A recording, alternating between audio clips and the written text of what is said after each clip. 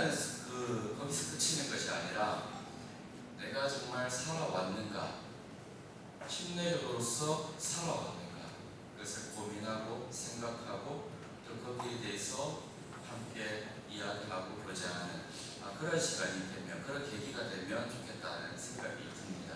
그래서 이번 캠프 기간 동안 교재에 다 실려 있습니다. 내용이 그 캠프 교재 안에 다 들어 있습니다. 그 교재에 따라서 갈 겁니다. 여기 이제 PPT가 있긴 한데 PPT는 안 보셔도 돼요. 여기 표지판 역할을 하려고 없으면 이상할까봐 제가 그냥 굳이 만들어 온 겁니다. 교재에 집중하셔서 함께 가시고, 교재에 또 빈칸이 글씨에 나타나니까 집중하셔서 저 따라오시면 좋을 것 같습니다.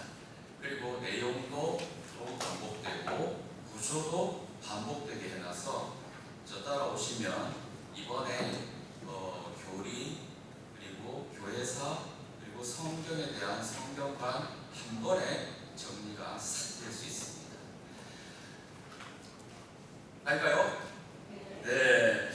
이제 우리 침례교도들을 제가 연구하면 연구할수록, 또 조사하면 조사할수록, 환영할수록 그 믿음이 얼마나 대단한지 알 수 있었습니다. 그 반면에 그 믿음이라는 것이 대단한 이유가 심플해서더라고요. 심플해서. 너무나 생각이 심플하고 하나님 말씀 앞에 단호하게 결단하고 행동하는 모습이 정말 대단했습니다.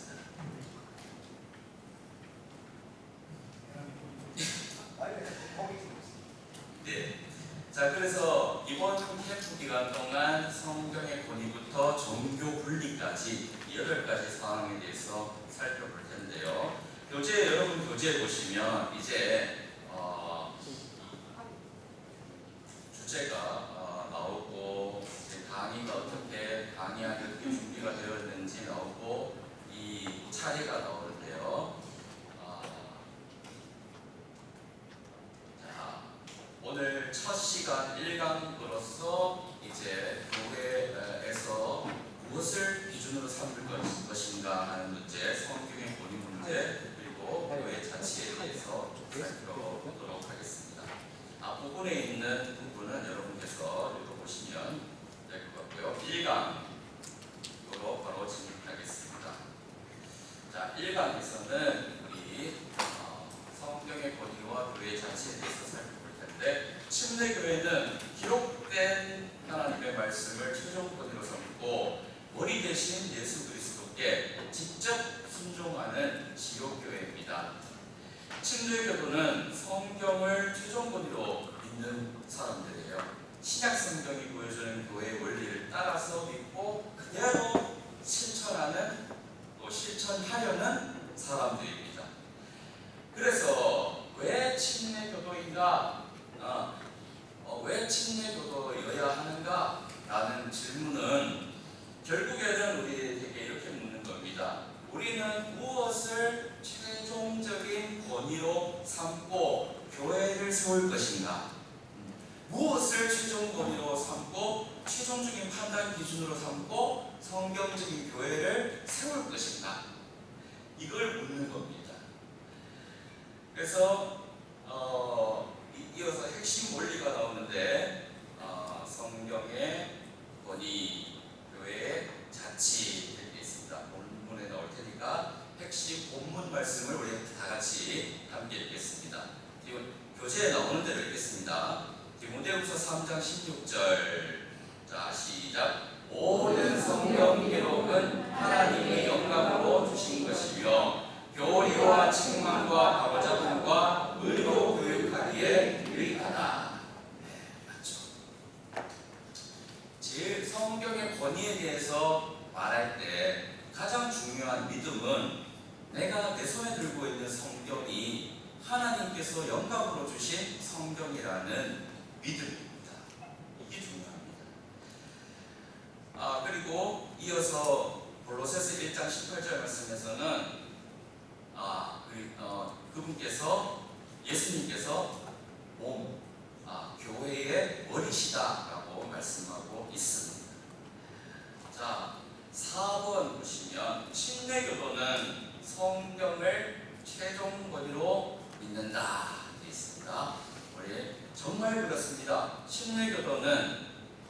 근면죄하지 않고 성경을 최종 권위로 믿는 사람들입니다. 사람들이었고 사람들이며 앞으로도 그렇겠죠. 네, 성경을 최종 권위로 믿는다. 침례교도의 첫 번째 특징입니다. 성경의 권위가 바로 침례교도의 첫 번째 특징이에요. 이것은 다른 모든 특징의 기초입니다. 8가지를 우리가 다룰 건데 그 8가지가 첫 번째 특징, 성경의 권위가 무너지면 하나도 성립될 수가 없는 특징입니다. 그래서 성경의 권위에 대해서 확실한 믿음을 갖고 있어야지 다른 믿음과 실천이 가능하다라는 말씀입니다. 우리가 무엇을 믿을 것인가, 어떻게 예배할 것인가, 어떤 사람을 교회 회원으로 받을 것인가, 침례와 주의 만찬을 어떻게 지킬 것인가, 교회 직분은 무엇이 있고 또 이 사회 안에서 질서를 어떻게 세울 것인가, 교회 안에서는 어떻게 세울 것인가, 이런 모든 것들의 기준은 바로 성경인 것이죠. 사람의 전통도 아닙니다. 교단의 결정도 아닙니다. 시대의 흐름도 아닙니다. 어떤 유명인의 말도 아니고 오직 기록된 하나님의 말씀인 것입니다. 동의하시면 아멘. 네. 우리들은 침례교도들입니까? 우리 모두가 침례교도들로서 지금까지 살아오셨죠. 참 잘 살아오셨습니다. 앞으로도 더 완전에 가깝게, 더 완전에 가깝게 저와 여러분이 그런 삶을 살아내시기를 바랍니다. 자, 권위의 문제를 말할 때 어떤 질문이냐? 권위의 문제는 결국에는 마지막 판단을 누가 하는가? 마지막에 최종적인 판단을 누가 할 것인가? 그 질문이에요. 그 질문에 세상의 많은 교회들이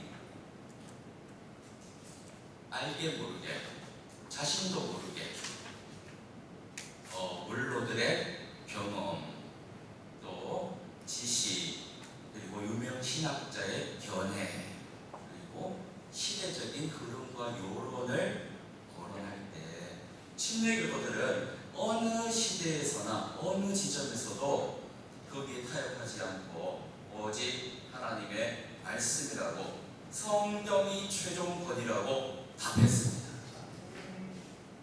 현대에 와서 2026년 현재 우리들의 교회들은 어떻습니까? 한번 살펴볼 필요는 있을 것 같습니다. 무엇을 하든지 무엇을 결정하든지 어떤 교제를 하든지 식사 교제든 체육 친교든 무슨 교제, 어떤 대화를 나누든 또 어떤 중요한 사안에 대해서 결정을 하든 여러 가지 실행에 있어서 성경이 정말 최종 권위였는가 점검해 볼 필요가 있습니다. 성경은 단순히 하나님의 말씀을 담고 있는 책이 아닙니다. 성경 자체가 하나님의 말씀이죠. 있습니까? 그러므로 성경은 우리의 믿음과 실행을 판단하는 최고 표준이 되기에 충분합니다. 완전합니다. 침례교도들의 특징들이라는 책이 있는데 그 책에서도 침례교도의 특징들이 믿음의 실천, 믿음과 실천의 모든 문제에 있어서 성경의 최종 권위가 반드시 있어야 된다. 성경의 최종 권위에 기초한다. 성경의 최종 권위가 무너지면은 다른 특징들은 있을래야 있을 수가 없다. 이렇게 정리하고 있습니다. 교회와 그 기원, 본질, 정치, 예신에 대한 관점, 여러 가지 다 그렇습니다.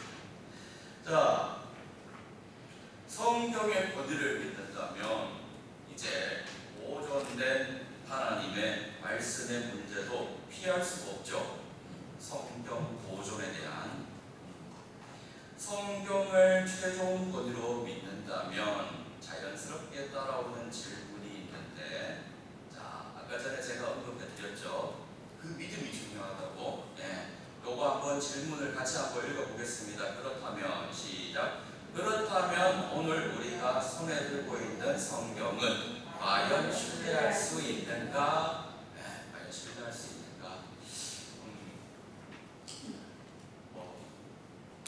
이 질문에 대해서 나는 내가 내 손에 들고 있는 성경이 하나님께서 영감으로 주신 완전한 하나님의 말씀이라고 믿는다 라고 고백한다면, 손에 들고 있는 성경이 우리가 쓰고 있는 킹제임스 성경이든 개역 성경이든 상관없어요. 그 본인이 성도가 믿는 자가 그렇게 믿는다면 관계없어요. 개역 성경도 성경이고 킹제임스 성경도 성경입니다. 그런데 이제 뒤에가 나올 거예요. 성경의 권위를 말하면서 이제 성경 보존을 이제 생각해야만 한다 그랬잖아요. 근데 하다 보니까 하나님께서 성경을 영감으로 주셨다면 그 말씀을 역사 속에서 보존하셨다라는 믿음도 같이 붙들어야 한다는 사실을 알게 되고, 그렇다면 말씀이 완전해야 되지 않냐? 말씀에 조금의 손실이 있으면 안 되지 않나? 하는 질문에 봉착하게 됩니다. 성경의 권위는 단지 옛날 원문은 완전했다, 원문은 완벽했다 라는 고백에 머무르면 곤란해요. 그러면 지금 원문만 완전하다고 하면 지금 내 손에 들고 있는 성경은 완전하지 않다는 말이 되잖아요. 그래서 보존이 중요한 겁니다. 오늘 교회가 읽고 설교하고 가르치고 믿고 순종하는 말씀 역시 하나님의 섭리 가운데 보존된 말씀, 완전하게 보존된 말씀이라는 확신이 필요합니다. 여러분 그 확신을 갖고 계십니까? 저와 여러분이 지금은 목사님들, 사모님들, 또 성도님들 다 같이, 집사님들 다 같이 앉아 계시죠. 성도라는 같은 성도라는 같은 위치라고 하죠. 위치에 있는 다 같은 하나님의 사람들입니다. 그 하나님의 사람으로서 성경의 보존에 대한 그 완전한 확신, 성경이 보존되었다 하는 확신이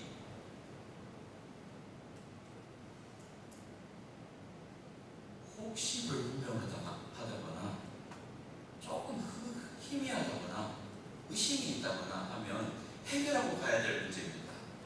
정말 해결해야 될 문제입니다. 이 문제가 해결되지 않으면 다른 것들이 다 흔들려요. 그래서 이 점을 우리가 오늘 확실하게 해결을 하고 넘어가면 좋겠습니다. 그래서 KJV, 킹제임스 성경 역사, 그리고 개역 성경 수정 역사, 이거를 구별해서 볼 필요가 있습니다. 제가 교재에 보면은 교정이라는 단어를 썼고 개역 성경에는 수정이라는 단어를 썼습니다. 이 킹제임스 성경 관련해서는 정말 제가 오랫동안 고민하고 연구했던 것이라서 확신 있게 말씀드릴 수 있습니다.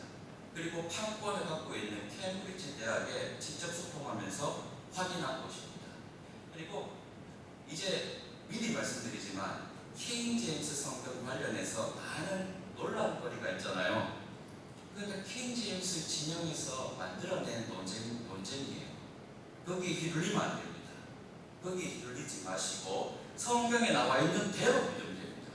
성경에 나와 있으면 믿고 성경에 안 나와 있으면 안 믿으면 됩니다. 맞죠? 제 말이 틀렸습니까?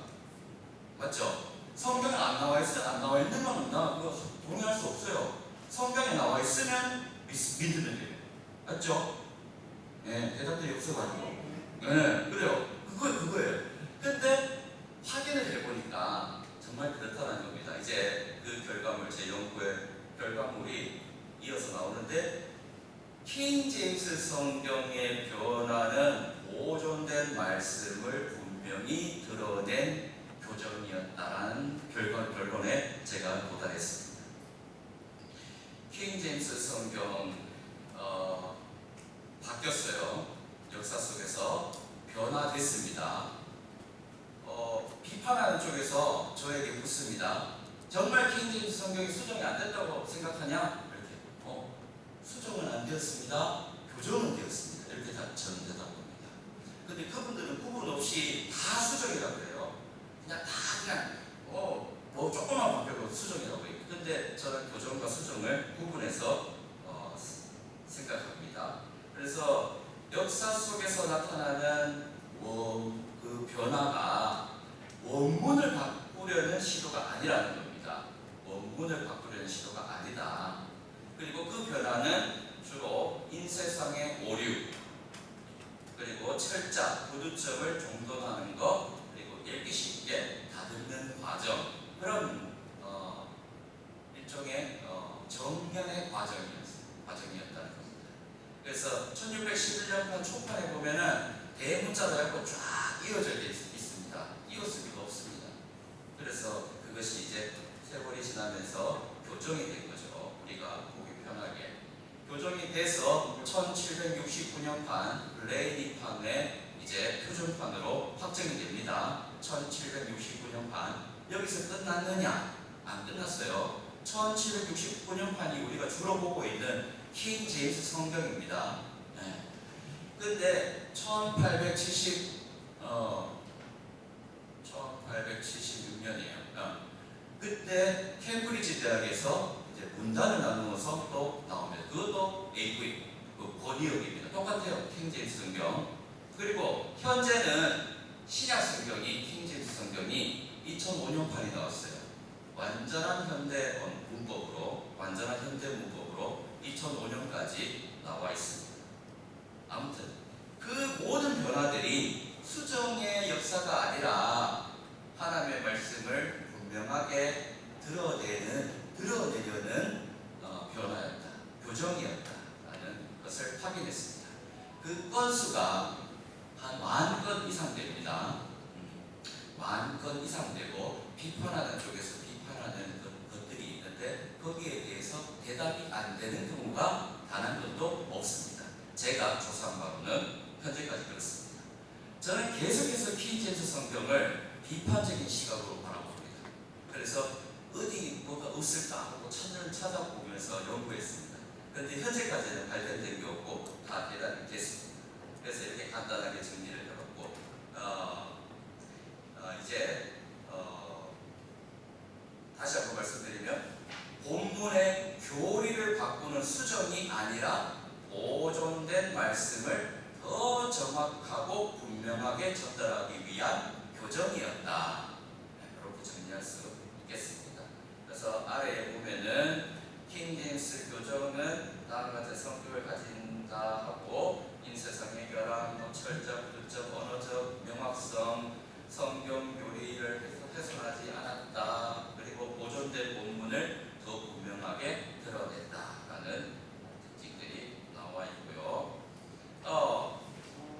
그래서 이제 킹 제임스 성경의 교정 역사를 보면은 말씀을 바꾼 역사라기보다는 말씀을 더 깨끗하게 드러낸 역사라고 할 수 있습니다. 그렇게 이해하시면 됩니다. 밑에 이제 비유된 게 있는데 지금 있으니까 한번 읽어보겠습니다. 그릇에 시작. 그릇에 담긴 물을 바꾼 것이 아니라 그릇의 먼지를 닦아낸 것이다. 내용을 바꾼 것이 아니라 하나님께서 보존하신 말씀을 더 분명하게 읽도록 정돈한 것이다. 자, 이런 것들이 있어요. 요 정도로 정리할 수 있는데 비판하는 쪽에서는 이제 킹 제임스 성경에 이렇게 속된 말로 딴지를 걸죠. 그런데 그것은 교리적인 손실이 아니다. 교정 역사다. 그 다음에 이제 RV 개혁 성경 쪽에 보면은 이것은 단순한 문장 수정이 아닙니다. 개혁 성경 문제는 문장 수정이 아니라 본문의 기초를 바꾼 데 있는 거예요. 본문 자체가 바뀌었습니다. 어떻게 바뀌었냐? 1881년에 이제 이 개혁 성경은 언어 교정의 차원의 문제가 아니었다. 그리고 가장 큰 문제가 뭐냐면은 이제 번역할 때 표현만 다듬는 것이 아니라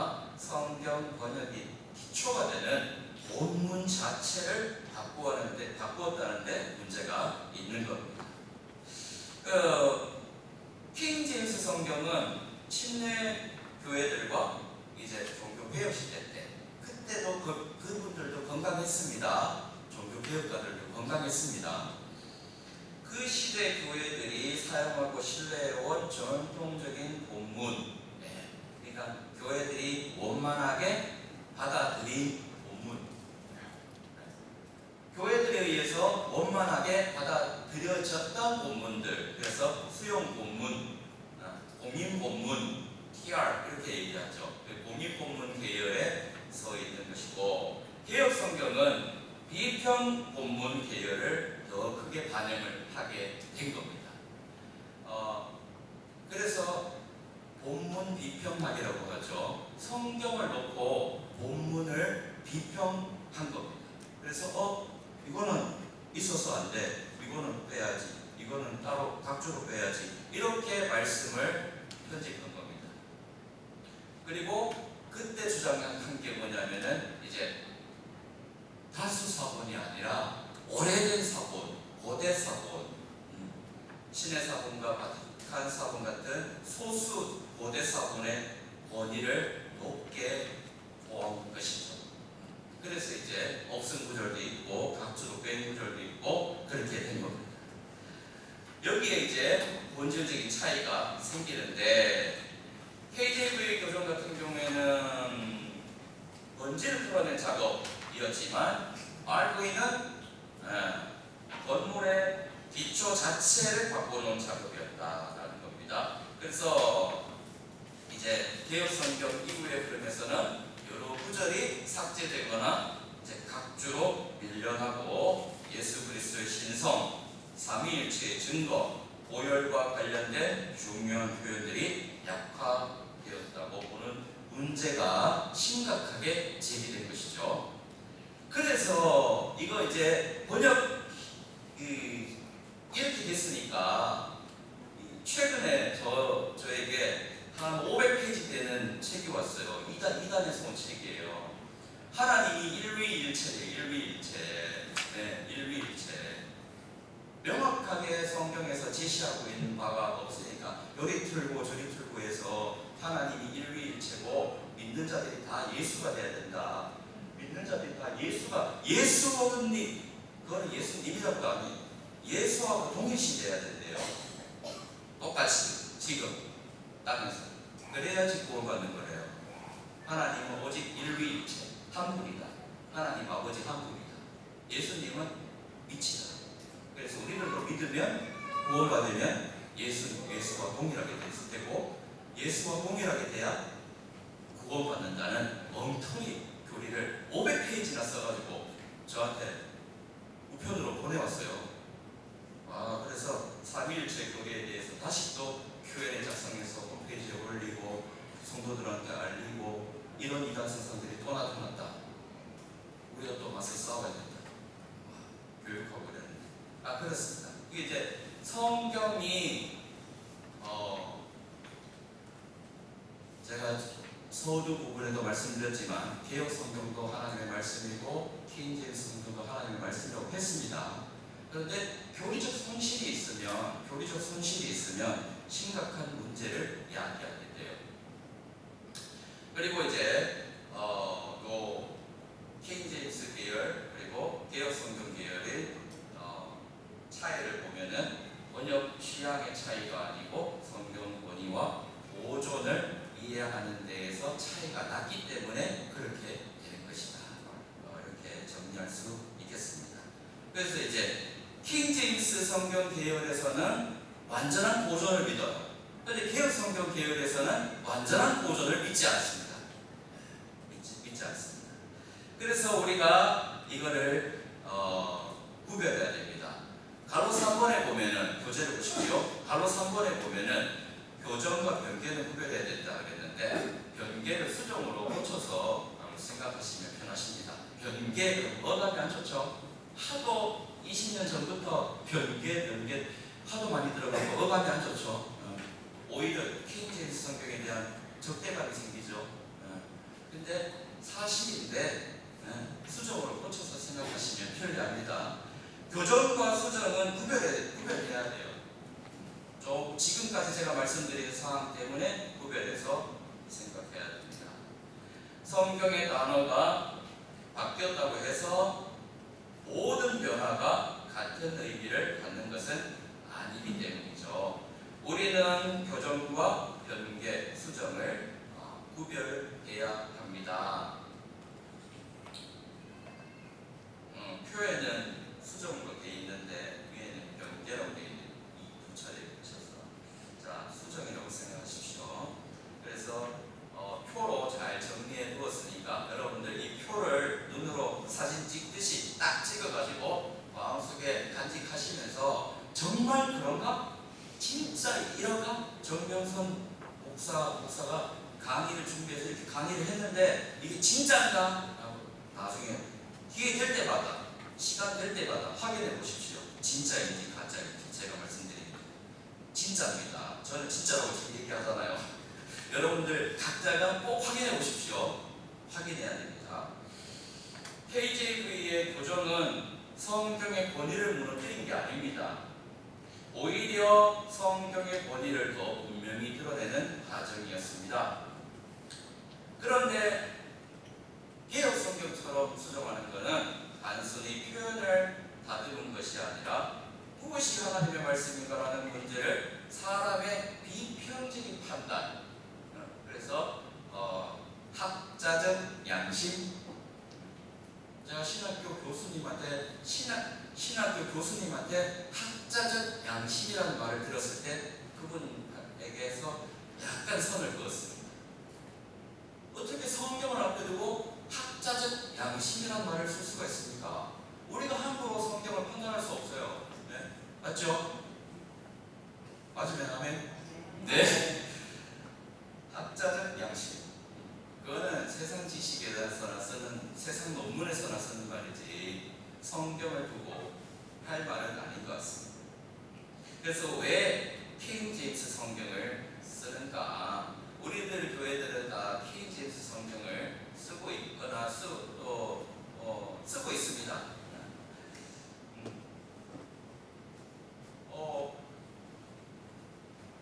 왜 킹 제임스를 안 쓰고 있더라도 제가 이제 주장하는 바가 왜 킹 제임스를 써야 되느냐? 침례교도에게 성경은 최종 본이기 때문이고요. 그렇다면 우리는 어떤 본문과 어떤 성경을 기준으로 삼을 것인가를 분명히 해야 합니다. 그래서 킹 제임스 성경을 붙드는 것은 이제 영어 문체를 좋아해서 그런 걸 수도 있는데 영어 문체를 좋아해서가 아니라 킹 제임스 성경이 하나님께서 보존하신 성경, 완전한 성경에 가깝다고 여기기 때문이죠. 그래서 오래된 번역이다, 400년이 지난 번역이다, 단순히 그냥 킹 제임스 성경이 400년이 지났기 때문에 그런 게 아니고 하나님께서 역사 속에서 보존하시는 말씀을 신뢰하려는 어떤 신앙적인 입장, 그런 입장에서 킹 제임스 성경을 선택을 한 거죠. 킹 제임스 성경이 400년이라는 시간을 지났는데 교회들에 의해서 원만하게 받아들여졌고 침례 교회들에 의해서, 대부분의 침례 교회들에 의해서 그 권위가 입증이 됐습니다. 400년 정도 됐습니다. 이제 우리가 아는 거예요. 근데 한글 같은 경우에는 그냥 우리가 번역본을 선택해서 보는 정도지 킹 제임스 성경만큼, 영어 킹 제임스 성경만큼 권위가 교회들에 의해서, 다른 교회들은 킹 제임스 흠전용 안 쓰는 교회들도 있잖아요. 그래서 그 권위를 함부로 쓰는 입장에서 내가 흠전용을 쓰니까 흠전용을 쓰는 입장에서 그 권위를 이것만이 성경이다, 이것만이 하나님의 말씀이다 이렇게 말해서는 안 돼요. 그렇게 말하지 말고 나는 이것을 본다. 나는 킹 제임스 성경, 킹 제임스 흠전용 성경을 선택했다. 왜 그러냐? 하나님께서 보존하신 완전에 가깝다고 생각하기 때문에, 완전에 베스트라고 생각하기 때문에 나는 이것을 선택했다. 자, 성경의 권위는 추상적인 교리가 아니라 강단에서 어떤 성경을 읽을 것인가 하는 고민에서 나온 것이고, 성도에게 어떤 말씀을 가르칠 것인가 하는 고민에서 나온 것이고, 교회의 교리를 무엇으로 세울 것인가 하는 고민에서 나온 것이고, 다음 세대에게 어떤 말씀을 물려줄 것인가 하는 고민, 그 고민에서 나온 결과예요. 그래서 이제 저의 경우를 말씀드리겠습니다. 그냥 편하게. 우리 모두의 경우를 제가 다 고려하려고 하니까 말 실수할까봐 말을 똑바로 못하겠어요. 저의 경우를 그냥 말씀드리겠습니다. 이걸 연구하면서 조사하면서 알게 된 이상 개역 성경은 못 보겠습니다. 전 표준 세번역 바른 성경 못 보겠어요. 더 나아가서 흠정역 성경보다는 영어 킹제임스 성경 1873년이군요. 아까 제가 잘못 말씀드린 것 같아요. 1873년 그리고 1769년판 영어 킹제임스 성경을 더 보고 싶어요. 저는 하여튼 그런 겁니다. 그래서 이거를 우리 장영구 캠프 위원장님께서는 업그레이드라고 하더라고요. 업그레이드 맞죠? 업그레이드 해야 되지 다운그레이드 하면 안 된다 이렇게 말씀하시더라고요. 맞습니다. 그래서 저는 이제 안 이상 킹제임스 성경 말고는 다른 성경, 개역 성경 계열의 성경은 못 보겠어요. 여러분은 어떻습니까? 한번 생각해 보시고 정말 그런가 확인하시고 교회에서 또 목사님께 확인 받으시고 또 교제도 해보시고 그렇게 해보시면 유익할 것이라고 생각됩니다.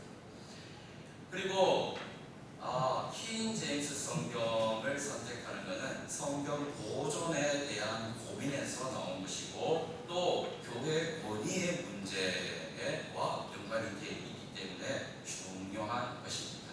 자, 성경에 대해서는 여기 이렇게 정리를 하고 나중에 또 질문사항이 있으시면 저에게 말씀해 주시면 제가 다 대답해 드리도록 하겠습니다. 이제 왜 킹제임스 성경을 선택하느냐 하는 문제가 해결됐으면 이제 교회사적으로 좀 고찰을 해보도록 하겠습니다. 교회사적으로 보면은 출발점,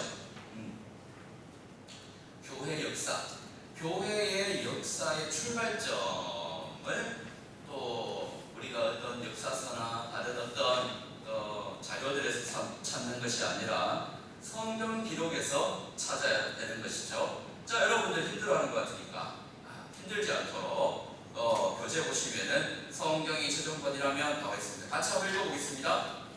시작. 성경이 최종권이라면 교회의 역사도 성경이 말하는 자리에서 출발해야 한다.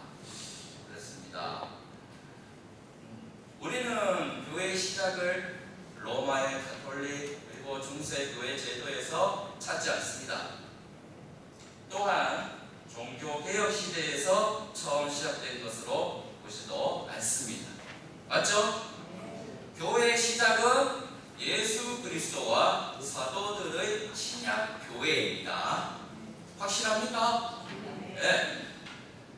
심지어 마가복음 1장 1절에 예수 그리스도의 복음의 시작이라. 예수 그리스도의 복음의 시작이다.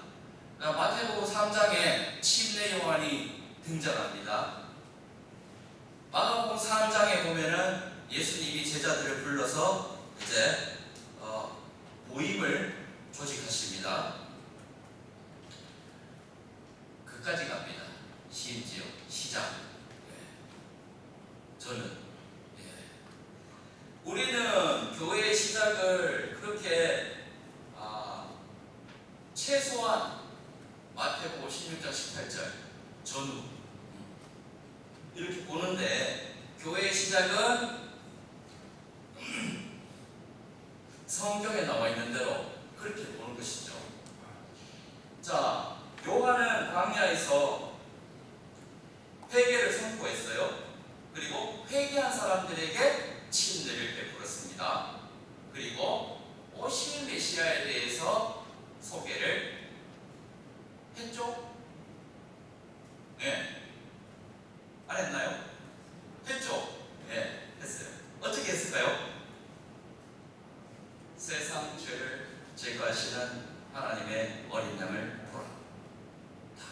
그래서 예수님을 믿도록 인도를 했고, 침례자 요한은 그 영광스러운 이름 John the Baptist, 이 영광스러운 이름을 자신의 영예나 명예 이런 것으로 여겨서 그 교회의 머리가 되려고 하지 않았습니다. 나는 쇠하여야 된다, 내 뒤에 오실 메시아께서 흥해야 된다 하면서 죽어간 사람이 바로 침례자 요한입니다. 위대한 사역자죠. 위대한 예언자, 위대한 선포자, 위대한 하나님의 사람, 침례자 요한입니다. 잠시 나타났다가 사라졌지만 정말 위대한, 교회의 재료를 다 준비하고 예수님께서 사역하시기에 다 마련해 놓으신 우리들의 대선배 침례자 요한이죠. 자, 요한의 사역이 그러합니다. 그래서 그 성경에 그렇게 나와 있으니까 그렇게 믿는 거예요. 교회라고 하면은 뭐 다 이게 조직이 되고 뭐가 이렇게 있어야 되고 그렇게 생각할 수도 있죠. 건물이 기초가 몇십 때부터 시작이냐? 교회가 그래도 건물이 그래도 뼈대는 완성이 돼야 되지. 그게 시작이지. 건물이 문도 달고 이제 인테리어 다 완성이 돼야지 이제 그때 딱 출발이지. 생각이 다를 수 있죠. 다를 수 있어요. 그럼 그러시구나, 그렇게 생각하시는구나, 저는 그렇게 믿습니다, 이렇게 대화하시면 됩니다. 싸우지 말고, 논쟁하지 말고. 맞죠? 우리는 성경에 나와 있는 대로 그대로 믿으면 됩니다. 자, 아마 제가 믿는 것처럼 여러분들도 그렇게 믿으리라고 생각이 됩니다. 믿으시리라고 생각이 됩니다. 큰 차이는 없지 싶습니다. 그리고 이제 교회 자치에 대해서 살펴볼 건데, 성경의 권위가 확립이 되면 이제 침례 교회들이 무엇을 이 성경의 권위 위에서, 성경의 권위 위에다가 이제 교회의 자치권을 이제 믿고 실천했는데, 요거 아주 잘 정리를 잘해야 됩니다. 자, 교회의 자치를 말할 때 그 기본 전제가 바로 7번에 있는 붉은 글씨로 되어 있는 문장입니다. 우리 같이 한번 읽어보겠습니다. 시작. 교회의 머리는 예수 그리스도이시다. 너무나 잘 알고 있는 말씀이죠. 교회의 머리는 예수님이죠. 네, 너무나 잘 알고 있는 말씀이죠. 그런데 이 말씀, 이 전제 아래, 저 전제를 위에 교회 자치권이 있어야지 제대로 된 교회 자치권이에요. 예수님이 교회의 머리다라는 그 전제가 없이 교회 자치권만 주장하면 왜곡될 수 있어요. 교회가 막 마음대로 막 할 수 있어요. 그러면 안 되죠. 침례자 요한이 준비한 길 위에 예수님께서 오셨습니다. 주님은 제자들을 부르시고 이제 훈련을 시키시고 하나님 왕국을 선포하시고 십자가와 부활을 통해서 구원의 길을 완성하셨죠. 그리고 이제 마태복음 16장 18절 말씀이 나오는데, 내가 내 교회를 세우리니 지옥의 문들이 그것을 이기지 못하리라. 예수님께서 든든히 세워가실 거라는 약속의 말씀. 교회는 영속될 거라는 말씀, 약속의 말씀. 교회는 사람이 만든 종교기관이 아니고 교회는 예수 그리스도께서 친히 세우신 주님의 교회라는 것이죠.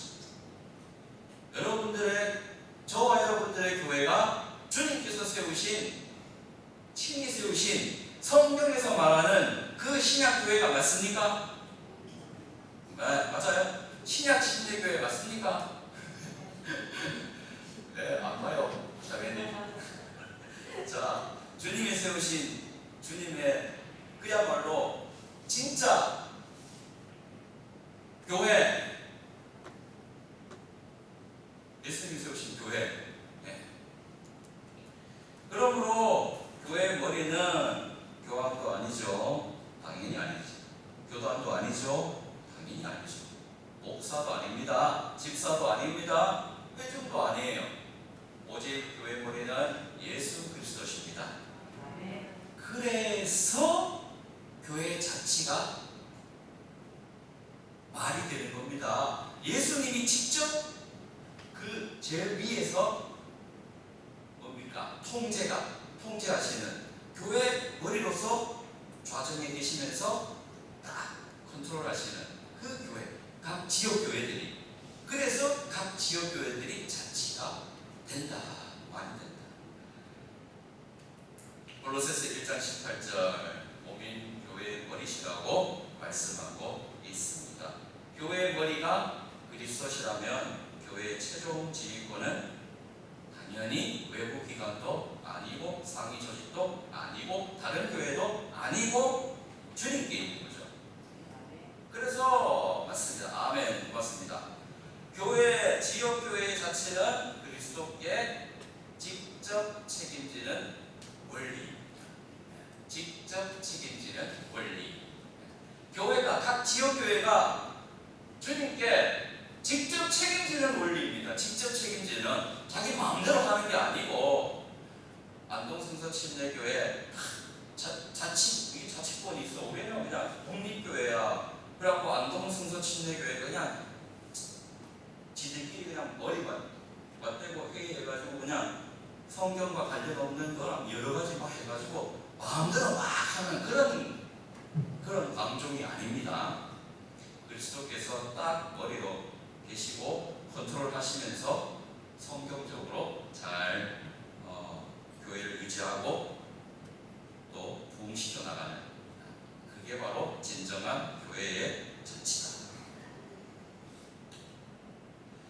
지역교회의 자치, 자치권을 각 지역교회가 갖는데, 그 자치권을 갖는 이유는 좀 전에도 말씀드렸듯이 그리스도께 속한 몸이기 때문에 그렇다는 것입니다. 외부의 간섭을 받지 않습니다. 그런데 좀 전에 계속해서 말씀드렸지만 머리 대신 그리스도 앞에서 직접 책임진다는 것이 중요한 것이죠. 자치라는 말이 중요한 게 아니고, 실은 예수님이 교회 머리다, 예수님이 각 지역 교회들의 머리다, 그게 진짜 중요한 말입니다. 그리고 지역 교회는 일반적으로 우리가 세상에 나가면은 친구들, 직장 동료들, 다른 많은 사람들 만나면은 대화하면은 막 부딪히잖아요. 여러 가지 이야기들 막 들려오잖아요. 천주교에서 나오는 이야기, 개신교에서 나오는 이야기 막 들려오잖아요. 그러면 이제 부딪히는 순간이 있는데, 그때 우리가 잘 알려줘야 돼요. 온유하게 잘 알려줘야 됩니다. 그래서 지역교회는 교단의 지부가 아닙니다. 지역교회는 그리스도의 말씀 아래서는 온전한 신약교회입니다. 그래서 교회의, 지역교회의 헌법과도 같은 거는 신약 성경입니다. 신약 성경. 교리가 신약 성경이 없으면은 그 교회 교리가 아닙니다. 신약 성경이 있어야지 교리입니다. 이렇게 알려줘야 됩니다. 설명줘야 돼요. 온유하게. 지역교회의 자체는 방종이 아니라 책임이죠. 이제 점 3개 나오는데 나중에 보시고요. 그래서 지역교회 자체는 성경 아래에 있는 책임 있는 독립성, 독립성입니다. 자, 9번 같이 한번 읽어볼까요? 9번. 아니야 잠깐만. 네, 시작 안 했잖아요. 시작하면 시작. 참된 교회는 그리스도에게서 시작되었다. 예, 맞습니다. 맞고요.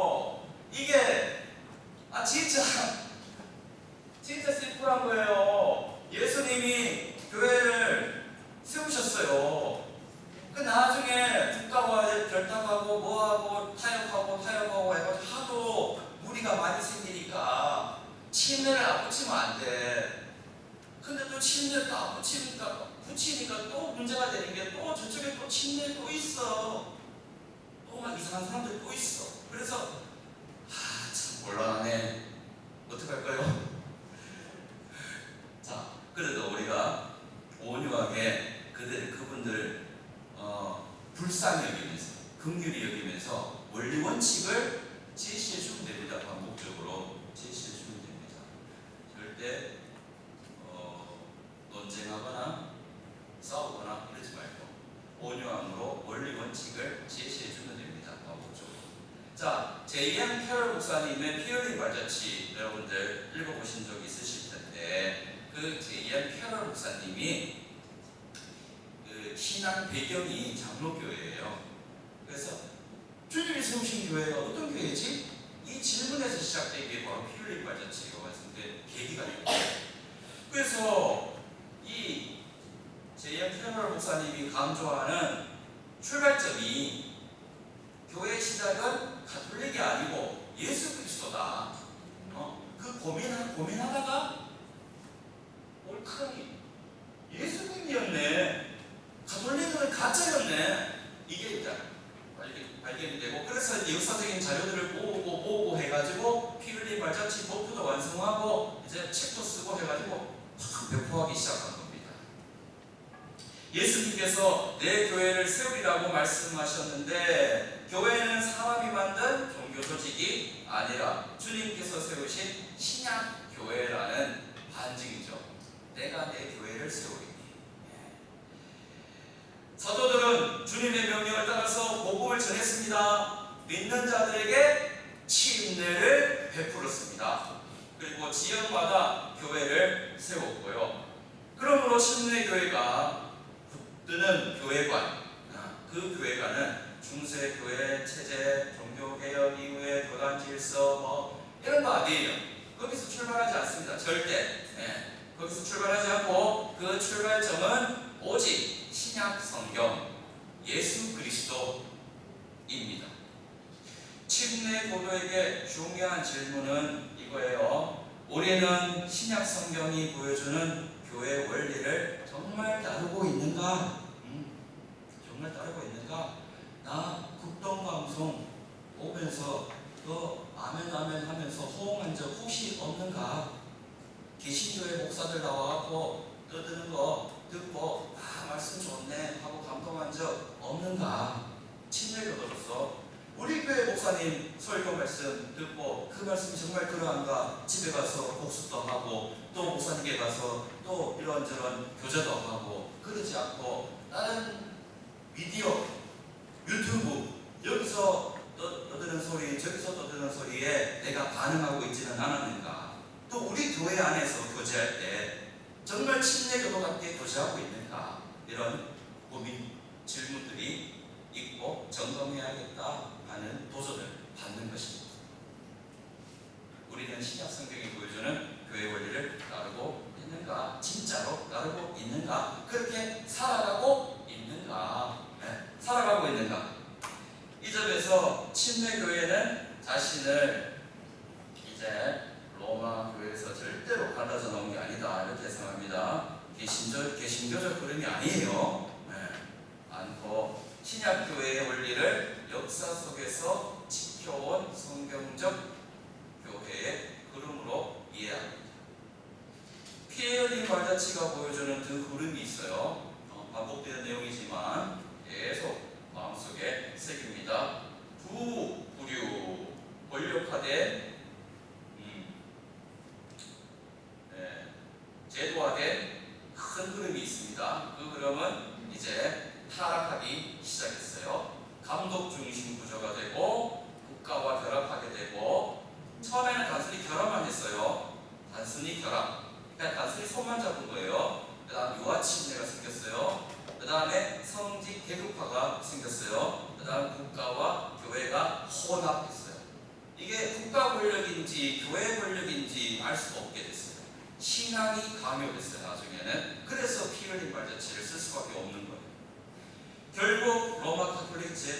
로마 카톨릭 체제로 굳어져가지고 현재까지 내려오고 있는 겁니다.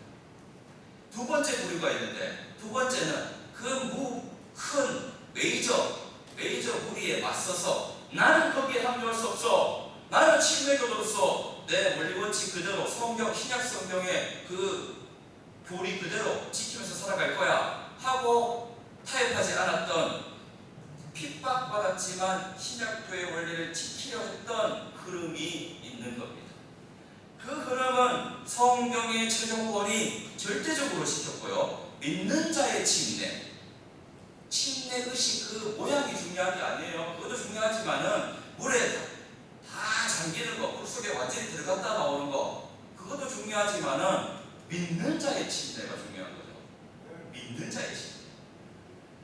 옛날에 어떤 영주에 어떤 형제 침례 주다가 발이 떠가지고 발이 밖으로 튀어나와가지고 안돼 다시 하고 두 번 물에 빠뜨렸던 적이 있었습니다. 옛날 저 청년 때, 다른 청년 하여튼 그런 무서운 일도 있었는데, 침례 의식 그 모양도 중요하지만은 믿는 자에게 침례를 준다라는 게 중요한 겁니다.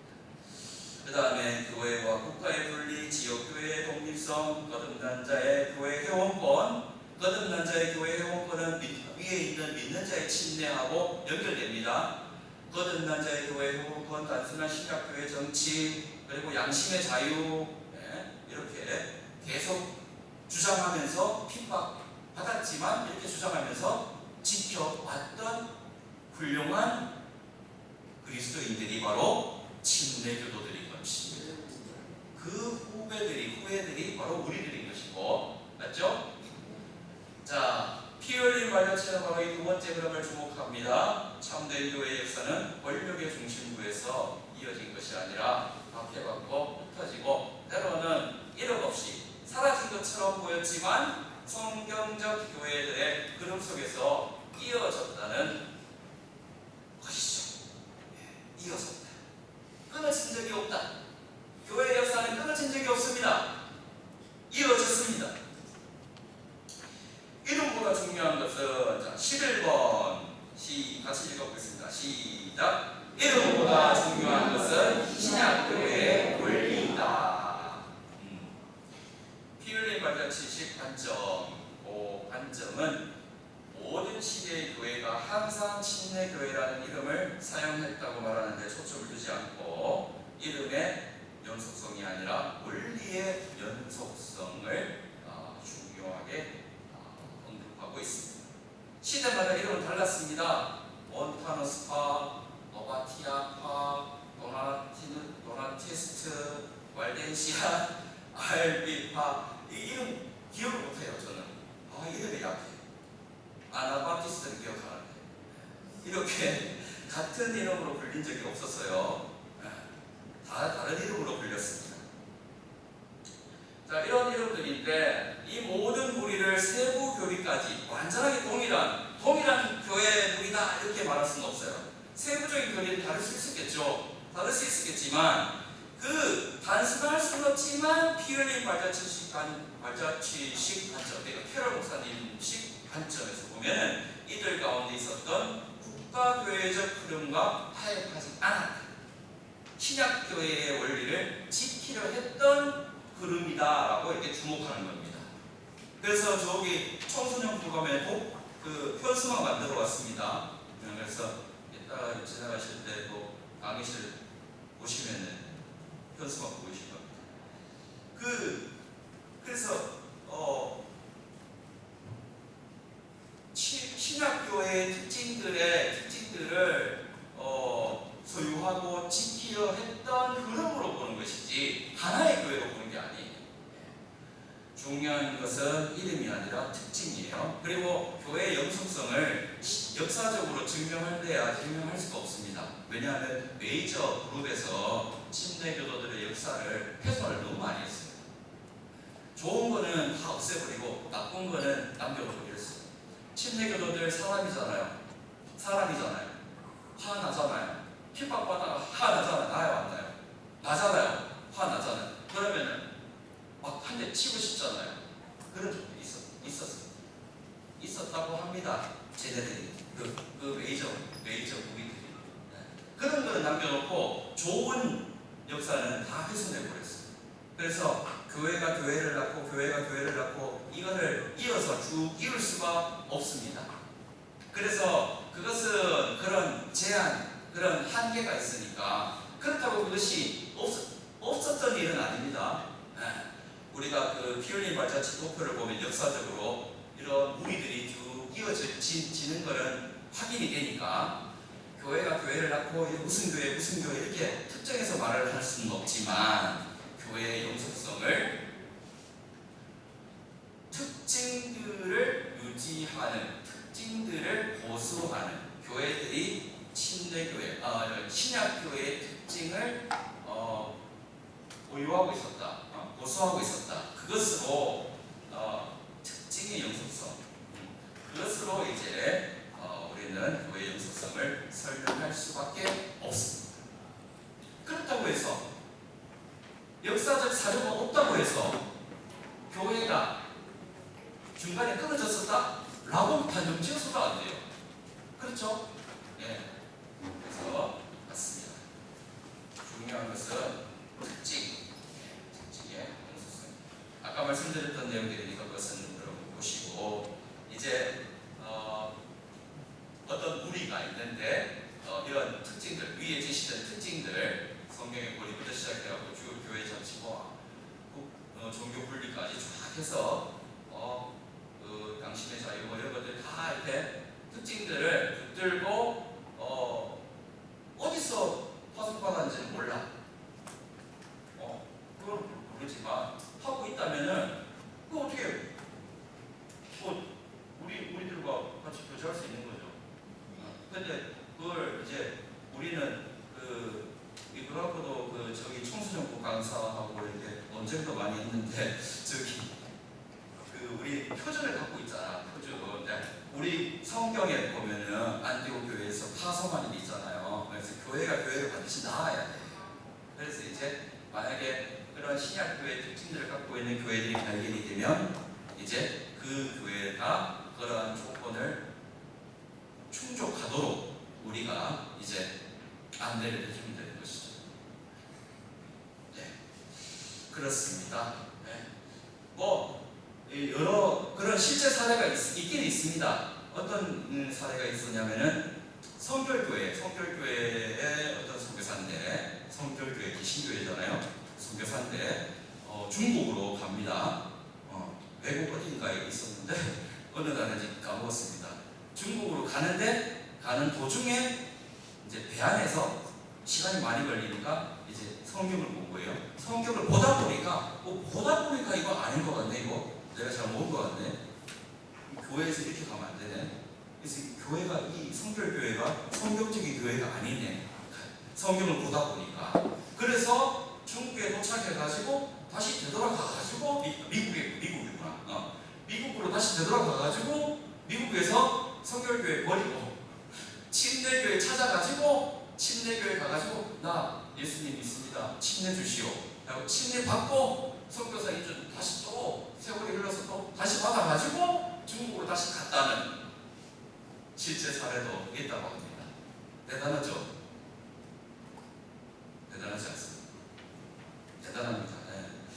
자, 그래서 우리들의 위치가, 우리들의 책임이 이렇게 중요한 위치고 막중한 책임이다라는 겁니다.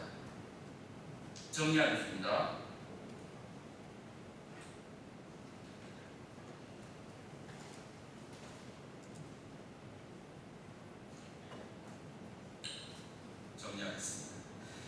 침례교도는 성경을 최종 권위로 삼습니다. 성경의 권위를 믿는다면 보존된 말씀에 대한 확신도 함께 붙들어야 됩니다.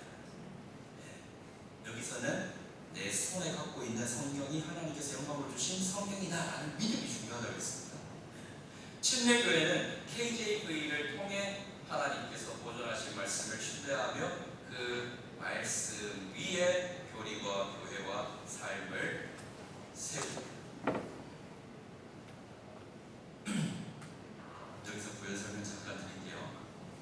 한국에 최초로 들어오는 성경 킹 제임스 성경 사실입니다. The Holy Bible, The Holy Bible이라는 지금 NIV에도 The Holy Bible, NSAV에도 NASV에도 The Holy Bible, 다 여기저기 다 Holy Bible인데 최초의 The Holy Bible은 킹 제임스 성경. 그리고 Bible Believer 그러면 성경 신자 그러면 당연히 성경 신자 당연히 너무나 당연히 킹 제임스 성경 신자였습니다. 너무나 당연히 킹 제임스 성경 신자였습니다. 그래서 우리가 킹 제임스 성경을 선택하고 보고 연구하고 선포하고 또 그것으로 교제한다는 것은 잘한 거죠. 잘한 겁니다. 또한 침례교회는 교회의 시작을 로마나 종교개혁에서 찾지 않습니다. 교회의 시작은 예수 그리스도와 사도들의 신약 교회입니다. 주님께서 교회를 세우셨고 사도들은 각 지역에 복음을 전하면서 믿는 자들의 교회를 세웠습니다. 지역교회의 머리는 그리스도십니다. 그러므로 지역교회는 성경 아래에 있어야 되고 그리스도 아래에서 책임 있는 독립성을 가지고 서야 합니다. 이게 이제 교회 자치죠. 교회 마음대로 하는 게 아니고 성경 아래에서 그리스도 아래에서 책임 있는 독립성을 가지고 서야 한다. 자, 한 문장 정리 같이 읽겠습니다. 야, 이게 그냥 1시간 다 써버리네. 죄송합니다.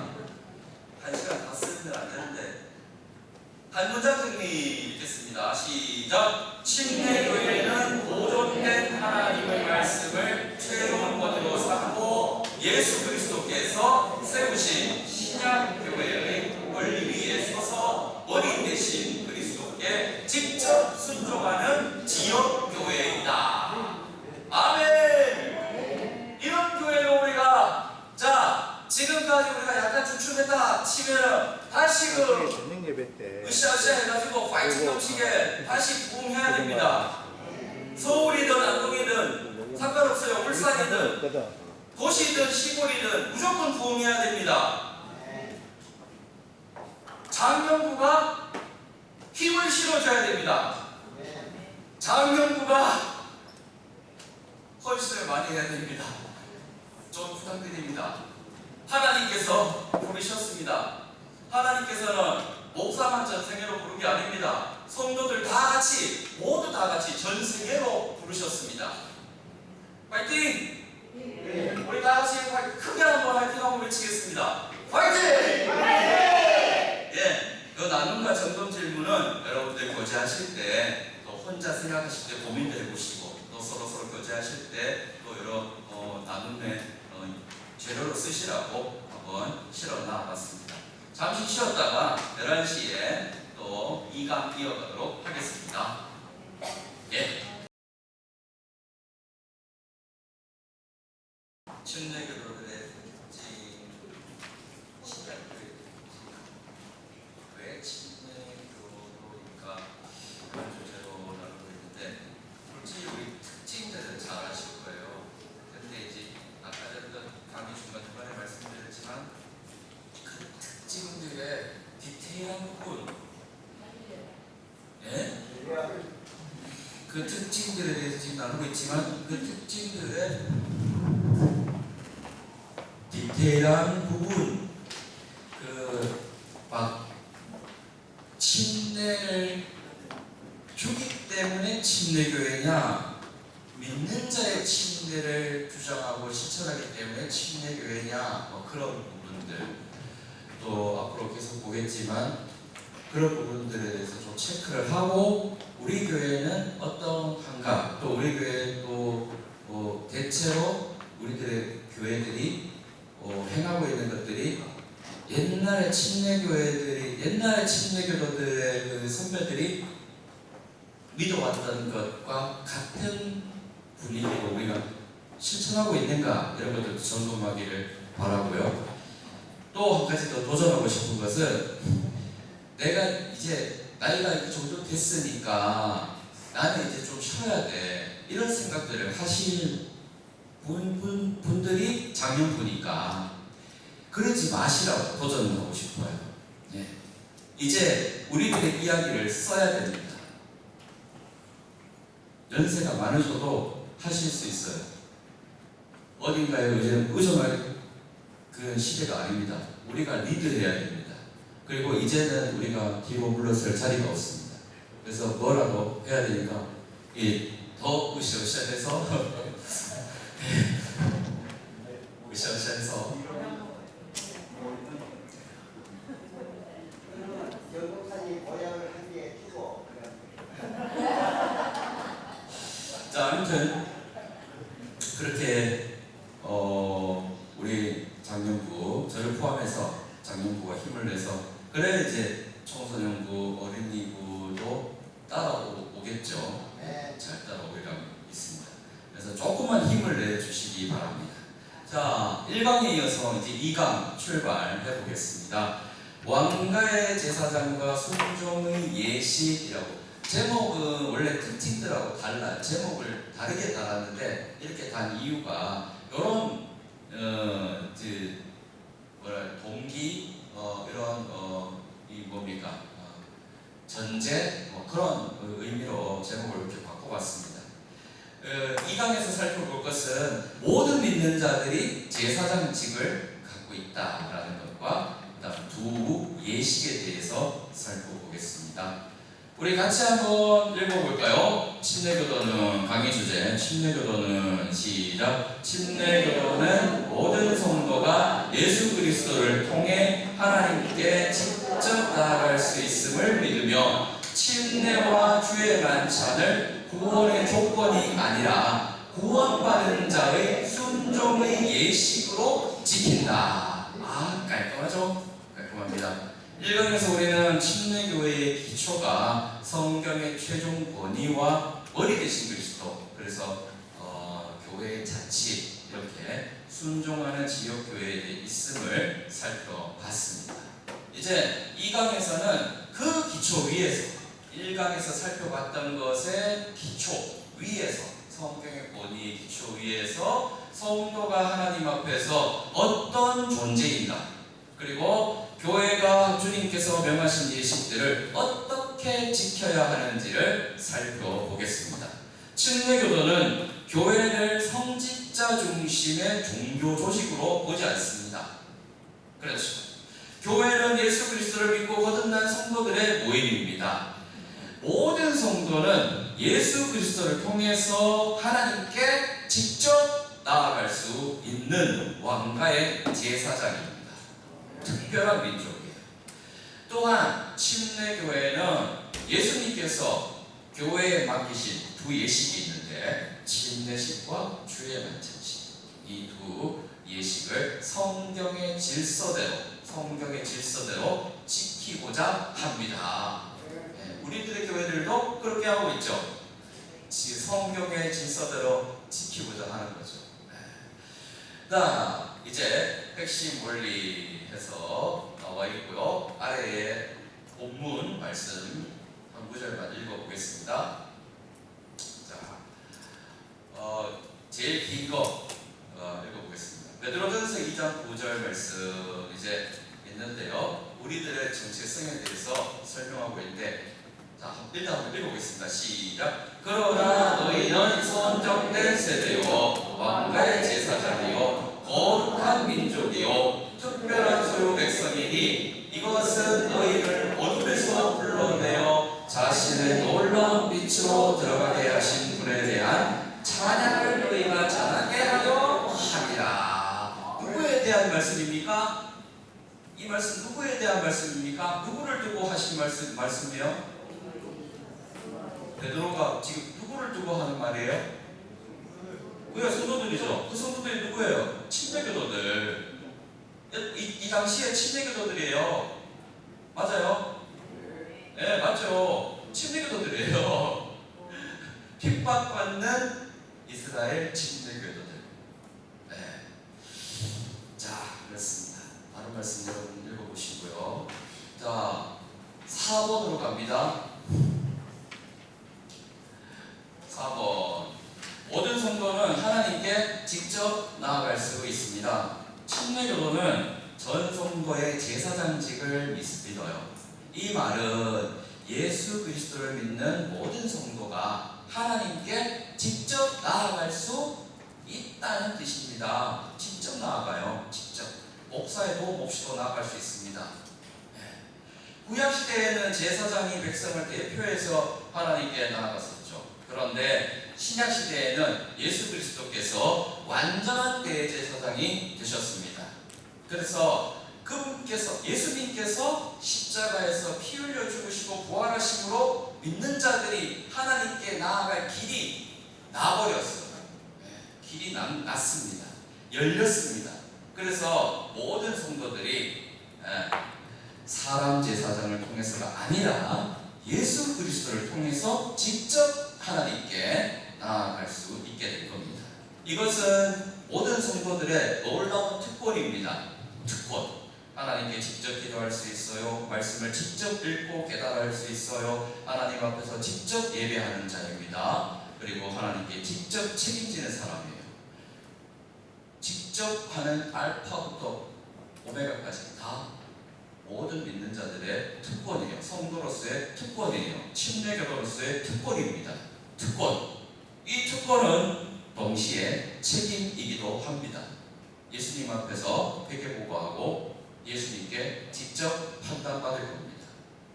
목사가 직접 믿어줄 수 없습니다.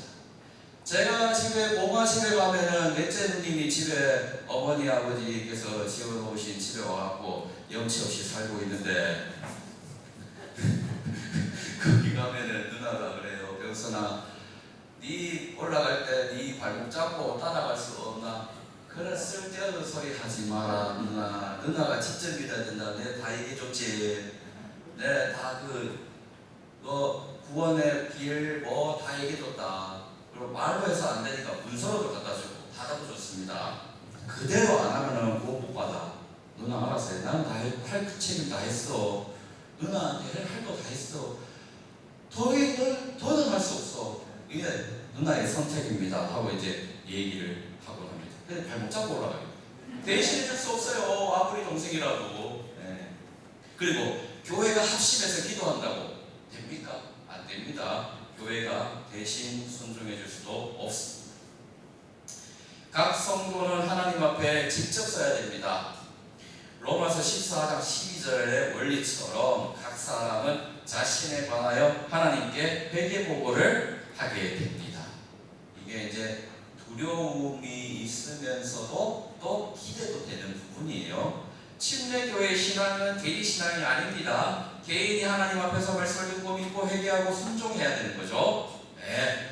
5번 한번 같이 한번 읽어보겠습니다. 이 부분도 중요하게 우리가 체크해야 되는 부분이니까 5번 시작. 전 성도의 제사장직은 성직 부정을 의미하지 않는다. 네. 이건 뭐 성직이라고 표현하는데 이 성직이라는 표현도 제가 좋아하지 않습니다. 네. 이거 구분 짓는 것 같으니까 어쩔 수 없이 이 표현을 해놨습니다. 그래서 그렇다고 해서 목사의 존재를 부정하지 않는다 이 말입니다. 전 성도의 제사장직이 있다고 해서 목사 필요 없다 이거는 잘못된 거다 이 말입니다. 전 성도의 제사장직은 목사 겸 교사를 인정하면서 교회 질서 위에 이제 서 있는 것입니다. 목사 필요 없다, 교사 필요 없다 이런 거 아닙니다.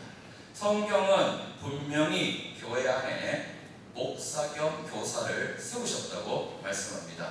목사는 어떤 역할을 합니까? 말씀을 가르치고 성도들을 돌보고 교회를 말씀 안에서 인도해야 합니다. 연말이 되면 막 고민에 빠지고 내년 또 비전을 어떻게 제시해야 되나, 내년 또 플랜을 또 어떻게 짜야 되나 막 고민하면서 기도하면서 하나님 말씀 묵상하면서 준비하잖아요. 연초에 되면 또 그 비전을 선포하면서 비전을 제시하면서 성도님들에게 같이 갑시다 하고 도전하잖아요. 그 일들을 이제 할 거예요. 또 연중에는 그 말씀을 토대로 해서 설교하고 또 상담도 하면서 그렇게 말씀으로 섬기는 사람이 바로 목사입니다. 네. 자, 그 그 목사를 인정하는 것이죠. 그러나 목사는 하나님과 성도 사이의 구원의 중재자가 아닙니다. 맞죠? 구원의 중재자는 오직 예수 그리스도, 또 우리의 기도의 중재자도 예수 그리스도 뿐입니다. 이 점에서 침례교회의 입장은 분명합니다. 모든 성도는 예수 그리스도를 통해 하나님께 직접 나아간다 하는 거죠. 이 원래는 성도를 무책임하게 만드는 게 아니에요. 그냥 너 혼자 알아서 해 이런 게 아니라 오히려 성도를 더 책임 있게, 더 책임 있는 사람으로 세우는 겁니다. 당신 개인이 믿는 자니까 하나님 앞에서 예수 그리스도 대제사장이신 예수 그리스도 밑에 있는 제사장이에요. 그래서 책임 있게 나아가, 책임 있게. 그 책임감을 심어주는 이 말입니다. 그래서 성도는 말씀을 듣고 분별해야 돼요. 그래서 성도도 아까 전에도 제가 강조했지만 주일날만 성도, 성경 공부할 때만 성도 아닙니다. 전생에 풀타임으로 부름받은 사람들입니다. 아멘 하세요.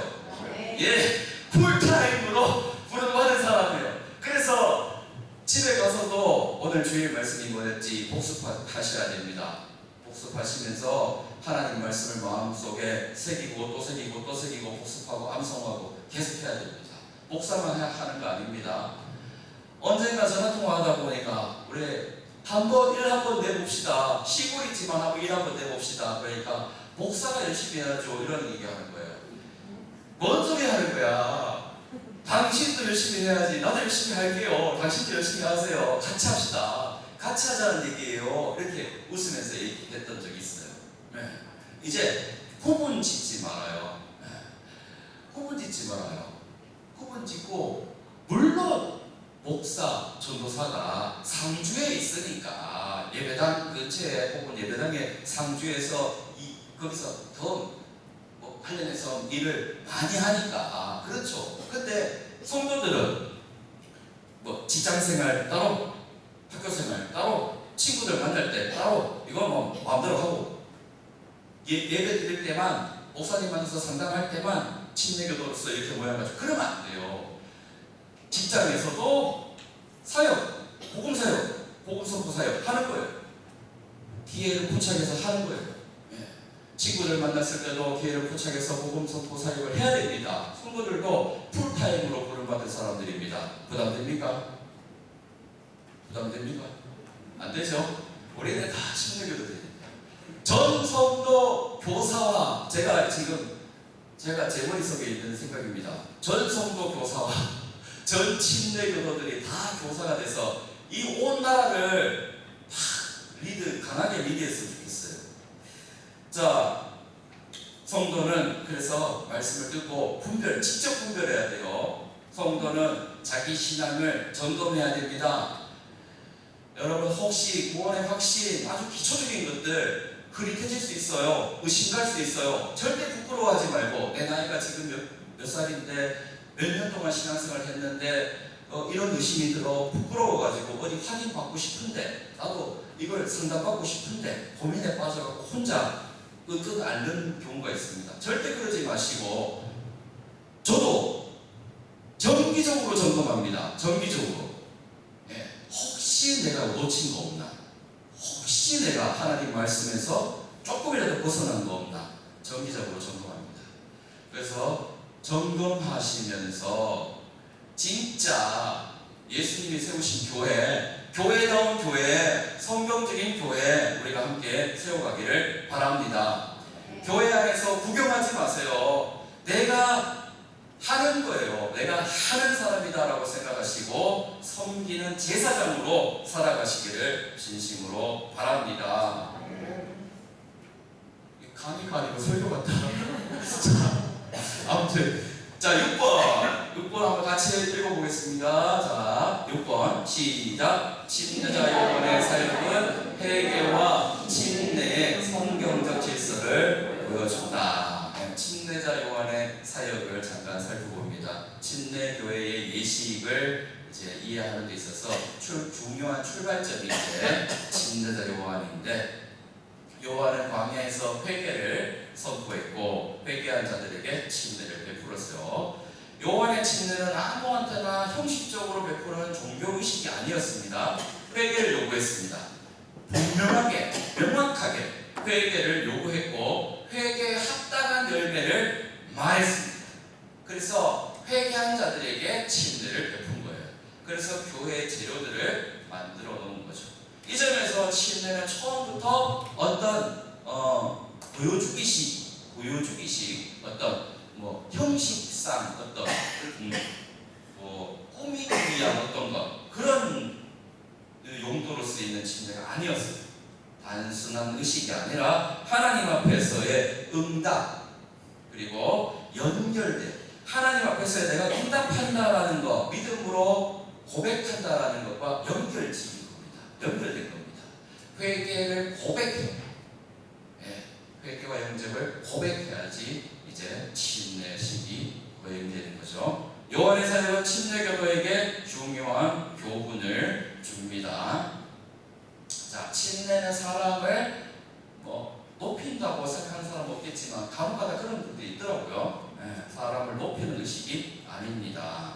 침례는 교회 전통을 과시하는 의식도 아닙니다. 야, 우리 교회는 말이야 성경적인 침례를 베푸는 교회야 하고 자랑할 필요도 없어요. 당연한 거니까. 당연한 거 하는 거잖아요. 우리는 당연한 거. 그래서 부시될 필요는 없어요. 대신 원리 원칙을 제시해 줄 필요 있죠. 성경적으로 이게 침례가 맞아. 침례는 이러이러한 거고 믿는 자들에게 침례를 베푸는 거야. 유아 침례 주고 유아 세례 주고 교회 회원권을 그렇게 주는 거 그거 잘못된 거야. 이렇게 의식 원리를 반복적으로 제시하면 됩니다. 자, 그 다음에 침례는 예수 그리스도께로 돌이킨 믿음을 드러내는 순종의 교입니다. 잘 알고 있는 내용이죠. 자, 그렇게 되고 그게 이제 회개의 침례. 우리 침례자 요한이 주었던 침례부터 그 모양새가 그렇게 된 겁니다. 가가지고 7번에 보면 침례는 구원의 조건이 아니라 순종의 예식이다 나옵니다. 침례교도는 침례를 매우 중요하게 여깁니다. 그러나 침례가 사람을 구원한다고 믿지는 않아요. 그렇죠? 침례는 구원받기 위한 조건이 아니라 이미 예수 그리스도를 믿고 구원받은 사람이 주님께 순종하여 받는 예식입니다. 신약의 순서를 보면 이렇습니다. 이제 사도행전 2장 38절인가 보면은 오해의 소지가 있는 말씀이 있긴 있지만 For the remission of sins라는 그 영어 표현을 죄들의 사면을 얻기 위하여 이렇게 번역을 하면은 이게 참 오해의 소지가 있는데, 죄들의 사면을 받았으므로 침례를 받아라. 그런 의미입니다. 그게 영어로 보면은. 그래서 요 순서가 복음을 듣는다, 그 다음에 믿는다. 회개, 믿는다가 회개 영접 두 개를 다 포함한 거죠. 믿는다, 그 다음 침례 받는다, 그 다음에 교회에서 가르침을 받는다. 이제 성서 침례교회 부흥하려면은 복음을 전해서 듣게 해야 되고, 그 사람이 믿게 해야 되고, 그 사람이 침례 받는 건 그게 참 인도하기가 쉽지 않더라고요. 침례 받는 것도 딱 인도해야 되고, 그 다음에 그 사람이 교회에서 잘 정착하도록 우리가 스킬을 길러야 돼요. 잘 정착하도록 해야 됩니다. 그래서 오래 참고 같은 내용도 원리를 10,000번이라도 계속 반복해서 제시해주고, 오래 참고 계속 웃어주고, 화내면 안 돼요. 화내면은 삐쳐요. 그러니까 잘못된 것들을 말할 때 그렇게 생각하시는군요. 그러시구나. 근데 성경에는 이렇게 나와 있습니다. 똑같은 내용 다음 내일 또 얘기하더라도 또 그렇게 또 얘기해줘야 돼요. 그래야지 그 사람을 얻을 수 있어요. 아무튼 그렇게 해서 우리 성서침례교회가 성서 침례 교회들이 부흥됐으면 좋겠습니다. 예, 복음을 듣고 믿고 침례를 받고 교회 안에서 가르침을 받는 사람들이 많아졌으면 좋겠습니다. 엄청 많아졌으면 좋겠습니다. 사도행전 2장 41절은 말씀을 기쁘게 받아들인 자들이 침례를 받고 교회에 더해졌다고 말씀하죠. 사도행전 8장에서도 이제 빌립이 말씀을 전했고 믿은 사람이 침례를 받았습니다. 그래서 침례는 믿음 이전에 주어지는 의식이 아닙니다. 믿음 이후에 주어지는 순종입니다. 믿음 이후에. 이게 우리끼리는 되게 너무나 당연한 얘기인데 외부에 조금만 나가보면 정말 당연한 얘기가 아니더라고요. 네. 그래서 침례는 구원의 수단이 아니라 구원의 간증입니다. 침례는 죄를 씻는 불의 능력이 아니라 예수 그리스도의 죽음심과 묻히심과 부활을 믿는 신앙의 고백입니다. 그렇죠. 자, 침례교도라는 이름의 핵심은 이제 요게 중요합니다. 침례교도라는 이름의 핵심은 단지 물에 잠기는 방식에 있는 것이 아니라, 그것도 중요하지만 믿는 자들에게만 침례를 베푼다는 데 있는 겁니다. 믿는 자들에게만. 그래서 제침례교도 아나반티스트라는 이름이 외부 사람들이 봤을 때는 쟤네들은 자꾸 내가 유학 때 세례 받았는데 또 막 침례 받으라 그래. 그래가지고 제침례교도라고 이름 붙였잖아요. 2번이니까 걔네들이 봤을 때는 2번이야. 근데 침례교도들 입장에서는 올바른 침례가 그냥 진짜로 믿은 다음에 받는 침례 그거 한 번뿐이에요. 한 번뿐. 그래서 제침례교도라는 말도 잘못된 거죠. 우리 입장에서요. 그럼 자, 아무튼 믿는 자의 침례. 자, 8번에 보면은 왜 믿는 자의 침례가 침례교도라는 이름이 단순히 침례라는 예식을 시행하기 때문에 붙은 이름이 아니라는, 이제 더 중요한 것은 누가 침례를 받는가. 좀 전에 말씀드렸듯이 거기에 있는 거죠. 자, 믿는 자에게 침례를 주는데, 자, 복음을 듣고 이제 주 예수 그리스도를 구원자로 믿고 자신의 믿음을 고백하는 사람이 침례를 받는 겁니다. 그래서 자기 믿음을 고백할 수 없는 유아에게 베푸는 의식은 신약 성경이 말하는 침례와 같지 않아요. 그래서 그것은 가증한 짓이고, 실제로 저희 안동교회 성도 중에 한 분이 그 부분을 보고 구역질 난다고 표현을 했어요. 자기가 정말 토할 뻔했대요. 그 개신교회에 유아 세대 하는 거를 보고 그 자리에서 토할 뻔했대요.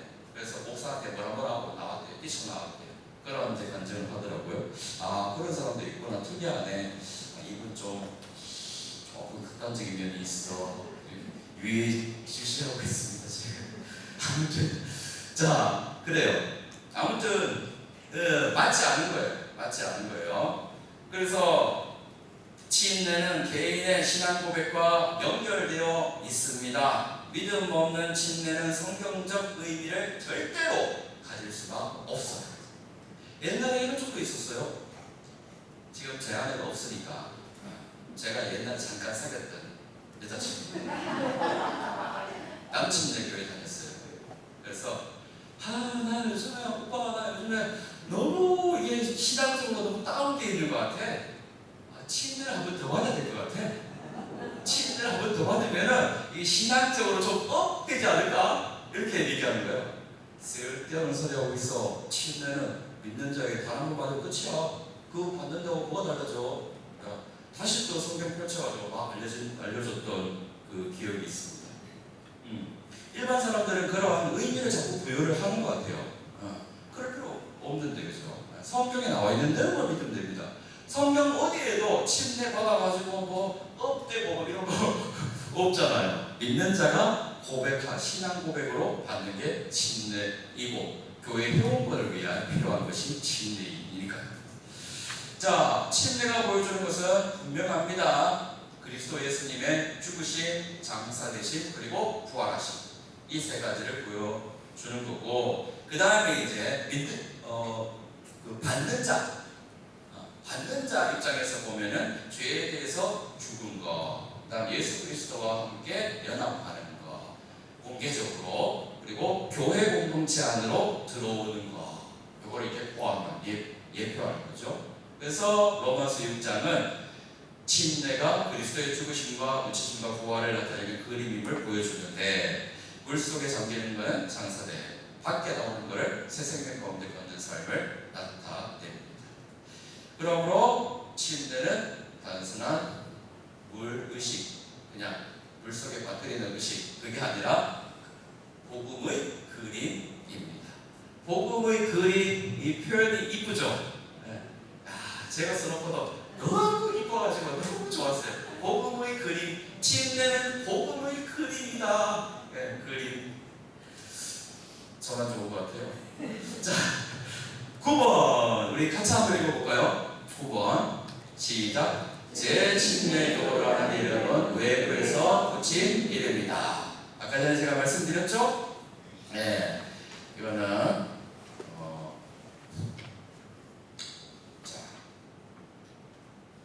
가로 있으니까 없죠?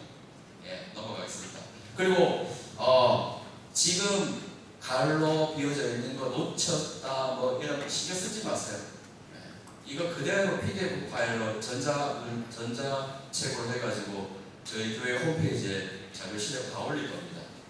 그래서 안동성서 침례교회 안동성서 침례교회 검색하면 홈페이지 딱 뜨고 누구나 들어와서 볼 수 있게 해놨습니다. 제가 번역해놓은 킹제임스 성경 서문도 번역해놓고 해놨습니다. 이 서문을 왜 번역했냐?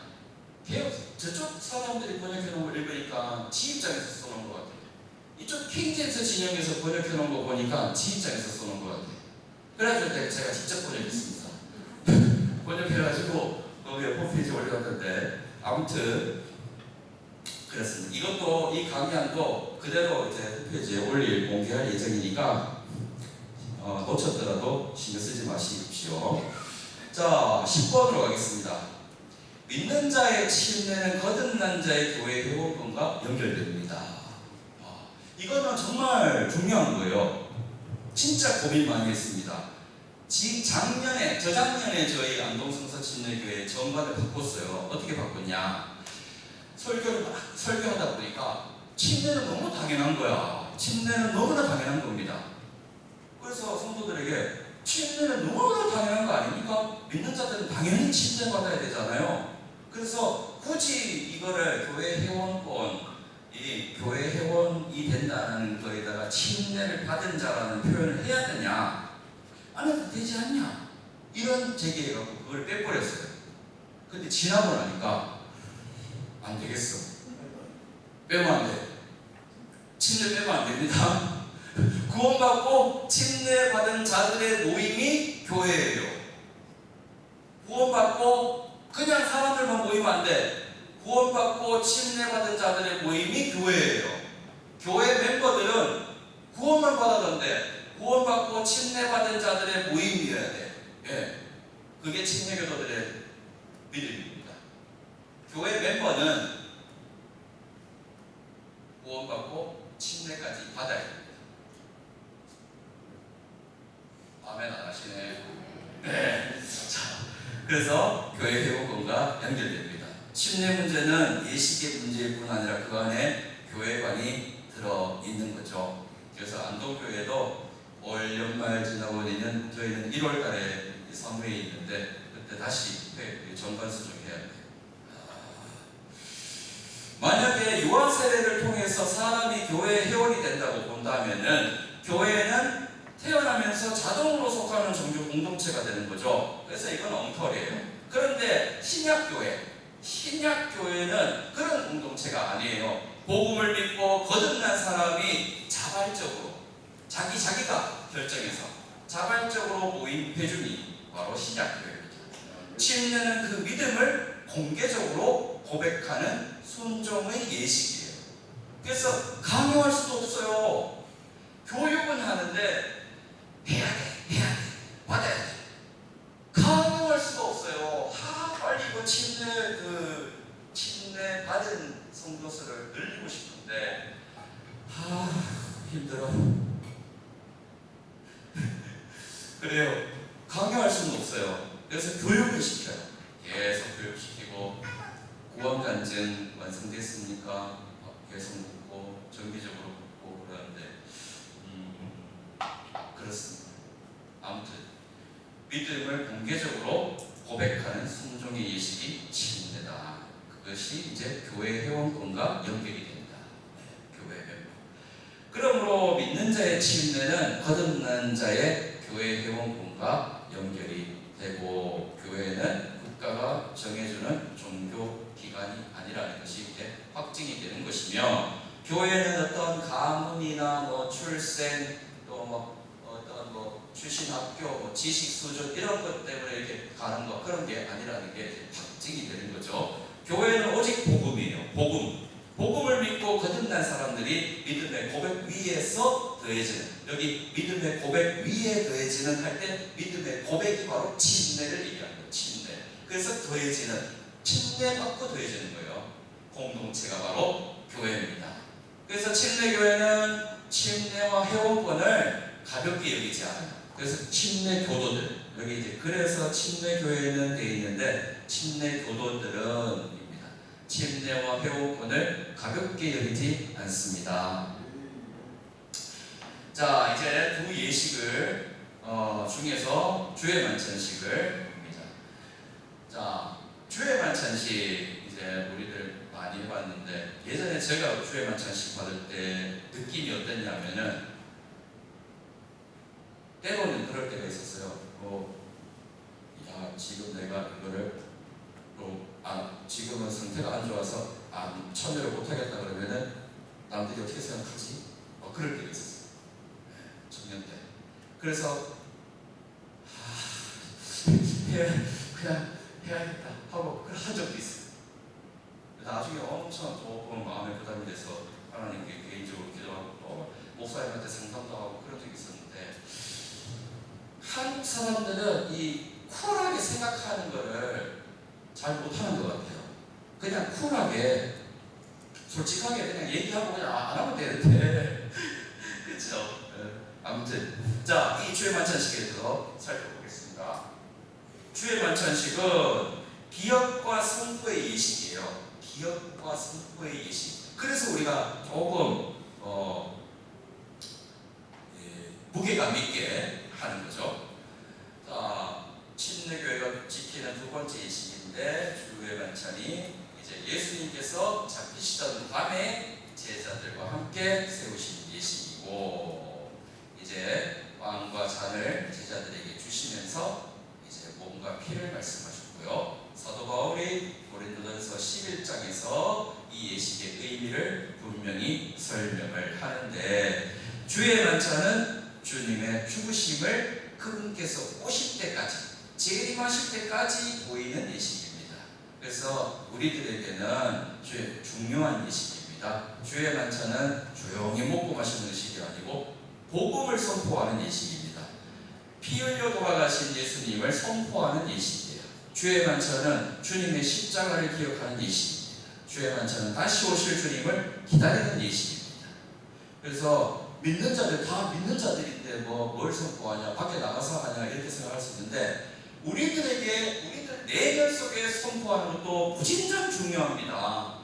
아까 전에도 말씀드렸지만 정기적으로 점검해야 돼요. 우리 신앙을. 내 믿음은 올바른 믿음인가, 내 믿음은 성경적인 믿음인가, 정기적으로 점검해야 됩니다. 그런 의미로 주의 만찬식은 굉장히 중요하죠. 그리고 주의 만찬식은 죄 용서의 수단이 절대 아닙니다. 지금 12번입니다. 주의 만찬식은 죄 용서 수단이 아니에요. 그거 빵과 포도즙 먹고 마신다고 죄가 용서되고 그런 거 아닙니다. 침례교도는 주의 만찬의 빵과 잔이 실제로 예수님의 몸과 피로 변한다고 믿는 호체설을 믿지 않습니다. 또한 주의 만찬에 참여함으로 죄가 용서된다든지 뭐가 깨끗하게 된다든지 마음이 뭐 새롭게 된다든지 결심을 뭐 새롭게 할 수 있겠네. 마음이 뭐 새롭게 애매하면 넘어가죠. 예. 아무튼 뭐 죄가 용서되거나 뭐가 이렇게 변화되는 그런 건 아닙니다. 예. 주의 만찬은 용서의 수단이 아니라 주의 만찬은 그저 주님께서 십자가에서 이루신 구속, 이미 이루어놓으신 구속을 기억하고 선포하는 거예요. 누구한테 선포해요? 나에게도 선포하고 성도들 앞에서도 선포하고 내 믿음 상태를 목사님에게 알리는 계기도 될 수 있고 목사님한테 이제 살펴보라고 간접적으로 알리는 계기도 될 수 있고 그런 여러 가지 기능들이 있는 겁니다. 자, 우리가 죄사함을 받는 것은 빵과 잔 때문에 받는 게 아니고 우리의 죄사함을 받는 것은 오직 무엇 때문에 받는 겁니까? 바로 보혈의 피, 그 보혈의 피로만 받습니다. 죄사함을 받는 것은 그 외에는 없어요. 십자가에서 흘리신 피를 믿기 때문에 받는 겁니다. 빵은 주님의 몸을 상징하는 겁니다. 잔은 주님의 피를 상징하는 겁니다. 그 자체가 신비하게 변하는 것이 아니라 주님의 십자가 사역을 눈에 보이게 기억하도록 돕는 상징입니다. 자, 이제 진짜 우리 실생활에 필요한 거 13번 같이 한번 읽어보겠습니다. 시작. 주의 만찬은 과거와 현재와 미래를 함께 바라보게 한다. 세 가지 방향을 가지고 있습니다. 과거를 기억하는 것, 주님께서 십자가에서 우리를 위해 몸을 내어주시고 피를 흘리신 일을 기억하게 하는 거죠. 우리는 주의 만찬 앞에서 고백하는 겁니다. 나의 구원은 내 공로가 아닙니다. 주님의 희생으로 이루어졌습니다 하고 고백합니다. 그 다음에 이제 현재의 나를 살피는 거죠. 현재 고린도전서 11장 보면은 사람이 자신을 살핀 뒤에 그 빵을 먹고 그 잔을 마시라고 말씀합니다. 주의 만찬은 자신을 점검하는 시간입니다. 그래서 주의 만찬식이 중요해요. 그래서 교회에서 할 수만 있으면은 적어도 반년에 한 번씩 분기마다 한 번씩 하면 더 좋고 한 달에 한 번씩 하면 너무 자주인가 집사님들이 힘든가 아무튼 자주 하면 좋을 것 같아요. 주의 만찬식 자신을 점검하는 나는 주님의 은혜를 지금 현재 내가 가볍게 여기고 있지 않은가. 나는 죄를 숨긴 채 지금 목사님도 속이고 성도들도 속이면서 거룩한 척 형식적으로 참여하고 있지 않은가. 과거 청년 시절 때 저처럼 그러면 안 돼요. 나는 형제 자매와의 관계를 무시하고 있지 않은가. 그런 것들을 점검하고 나는 주님의 몸된 교회를 분별하고 있는가? 우리 교회가 정말 제대로 세워지고 있는가를 지금 살피면서 섬기는가? 이런 점검을 하는 거죠. 그래서 이런 점검하는 시간이 얼마나 귀한지 모릅니다. 그래서 주의 만찬식을 할 때마다 이런 점검을 하시면서 내 자신이 어제보다 조금 업그레이드 되는 거죠. 그 다음 세 번째, 미래를 기다립니다. 미래. 주의 만찬식은 예수 그리스도의 죽음을 기억한다고 해서 과거에 매여 있는 게 아니에요. 주님이 오실 그때까지, 주님이 다시 오실 때까지 지키라고 명령하고 있습니다. 그 말은 뭐냐? 다시 오실 예수님, 재림을 소망하라는 겁니다. 재림에 대한 소망이 거기에 담겨 있는 겁니다. 주의 만찬을 통해서 과거의 십자가를 기억하고 현재의 나를 살피며 미래의 재림, 예수님의 재림을 기다리는 거죠. 재림을 기다리는 거 저는 이제 상상을 하거든요. 그럼 이제 어떤 느낌일까? 예수님 만날 때 어떤 느낌일까? 순식간에 싹 이게 된다 그랬는데 그때 어떨까? 어떤 모양일까? 상상을 하는데 막 상상이 안 돼. 아무튼 자, 아무튼 좋기만 합니다. 좋기만 해요. 예. 그냥 빨리 가고 싶은, 그래서 그 생각을 하면은 빨리 가고 싶은 생각만 듭니다. 좋아요. 아무튼 자, 그 다음 진짜 중요한 거, 침례도 그렇고 주의 만찬식도 그렇고 막 개인이 그냥 막 하거나 뭐 무리 지어서 그냥 막 가가지고 아무 때나 가서 그냥 막 하거나 그러면 안 돼요. 침례식도 주의 만찬식도 교회에게 주어진 명령입니다. 14번 같이 읽겠습니다. 시작. 침례와 주의 만찬은 지역교회에 맡겨진 예식이다. 예. 침례와 주의 만찬은 개인이 마음대로 실행하는 사적인 예식이 아닙니다. 이 예식들은 주님께서 신약교회에 맡기신 예식이죠. 침례는 믿는 자가 교회 앞에서 신앙을 고백하며 순종하는 예식이고요. 주의 만찬은 교회가 함께 주님의 죽으심을 기억하고 선포하는 예식. 그래서 두 예식이 질서 있게 교회 질서 안에서 시행되어야 되는 겁니다. 자, 밑에 있는 좋은 문장을 여러분들 읽어보시고 15번 피 흘린 발자취는 믿는 자의 침례를 지킨 역사다라는 부분 살펴보겠습니다. 제이언 목사님이 그 피 흘린 발자취 책을 쓰셨는데 거기 보면 중요한 흐름 가운데 하나가 믿는 자의 침례, 믿는 자의 침례. 오직 믿는 자의 침례를 지키기 위해서 고난당했다 하는 부분이에요. 국가교회 체제 안에서는 유아 세례가 일반화됐어요. 그래서 유아 세례를 제도화해서 유아 세례를 받고 그냥 교회에 편입되는 거예요. 그냥 강제로. 그냥 사람의 의지하고 관계 없어요. 그래서 태어나면서 특정 종교 체제 안에 편입되는 거예요.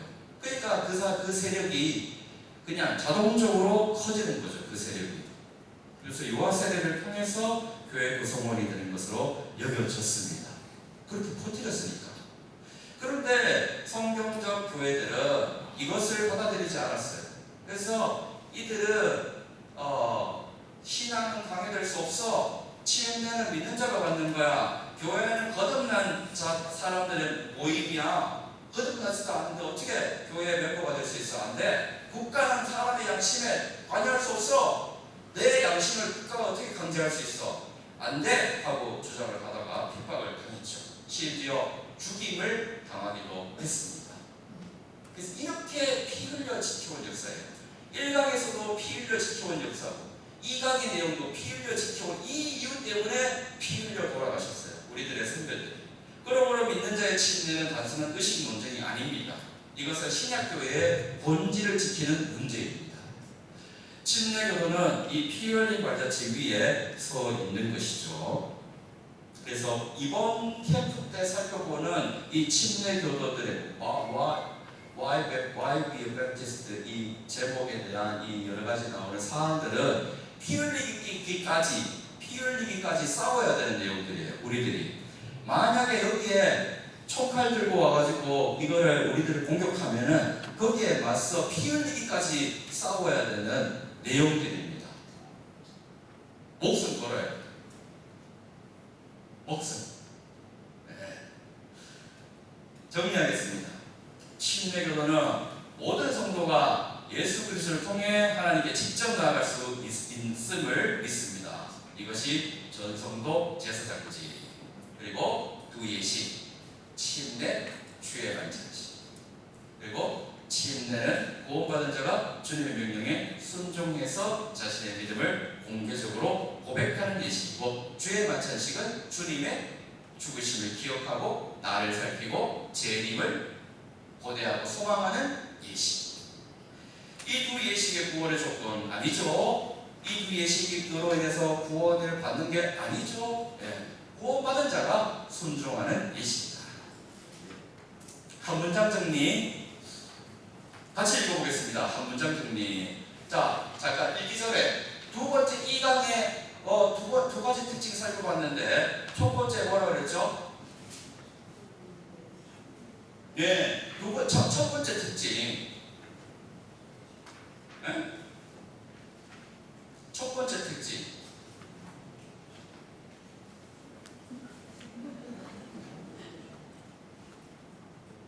대답하실 수 있는 분?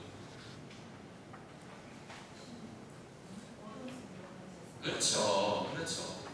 All believer. 모든 성도, 모든 믿는 자들이 제사장이다라는 모든 성도 제사장. 두 번째 특징, 두 예식이 있다. 네, 두 예식입니다. 그래서 이제 한 문장 정리 같이 읽어보겠습니다. 시작. 침례교도는 왕가의 제사장으로 하나님께 직접 나아가며 침례와 주의 반찬을 보호받은 자의 순종의 예식으로 지키는 사람들이다. 아멘. 자, 나눔과 점검 질문은 여러분들 보시고 정말 교제할 때, 교제는 예수 그리스도 중심의 교제예요. 우리 식사할 때도 뭐 할 때도 휴식 시간 때 서로 교제할 때 그냥 막 다른 얘기 얘기 많이 하지 마시고, 혹시 이 질문들에 대한 답도 같이 한번 달아보고, 여기 고민되는 거 있으면 또 나눠도 보고, 그런 교제들이 일어났으면 좋겠습니다. 그리고 우리가 진짜로 이제 정말로 파이팅 해야 됩니다. 정말로 파이팅 해야 됩니다. 지금 우리 이대로 그냥 가만히 있으면 안 됩니다. 뭐라도 해야 됩니다. 그래서 장형부 진짜 파이팅, 성서 침례교회 장형부 파이팅입니다. 네, 진짜 파이팅해서 뭐라도 만들어야 됩니다. 이제 젊은이들을 어떻게 서포트할까? 우리 믿음의 후진들 어떻게 서포트할까? 또 우리 성서 침례교회 믿음을 어떻게 또 전수해 줄까? 그 교회들을 어떻게 또 부흥케 할까? 이 교회 협력체, 이 교회 협력 기관은 아니지만 이 친교회에서 교회 부흥을 위해서 어떻게 적절하게 할 수 있을까? 고민하고 막 해야 됩니다. 그걸 이제 장정부에서 해야 될 일입니다. 네. 그죠? 네. 우리 이 특징들, 피 흘리기까지 싸워야 되는 특징들 마음에 빡 새기고, 여러 가지 논쟁거리가 될 만한 것들에는 에너지 소비하지 말고 온전히 붙들고 가야 될 것에 집중해서 작품 한번 진짜 만들어 봐야 됩니다. 파이팅 한번 외치겠습니다. 파이팅! 네. 감사합니다. 이것으로 2강을 마치고요.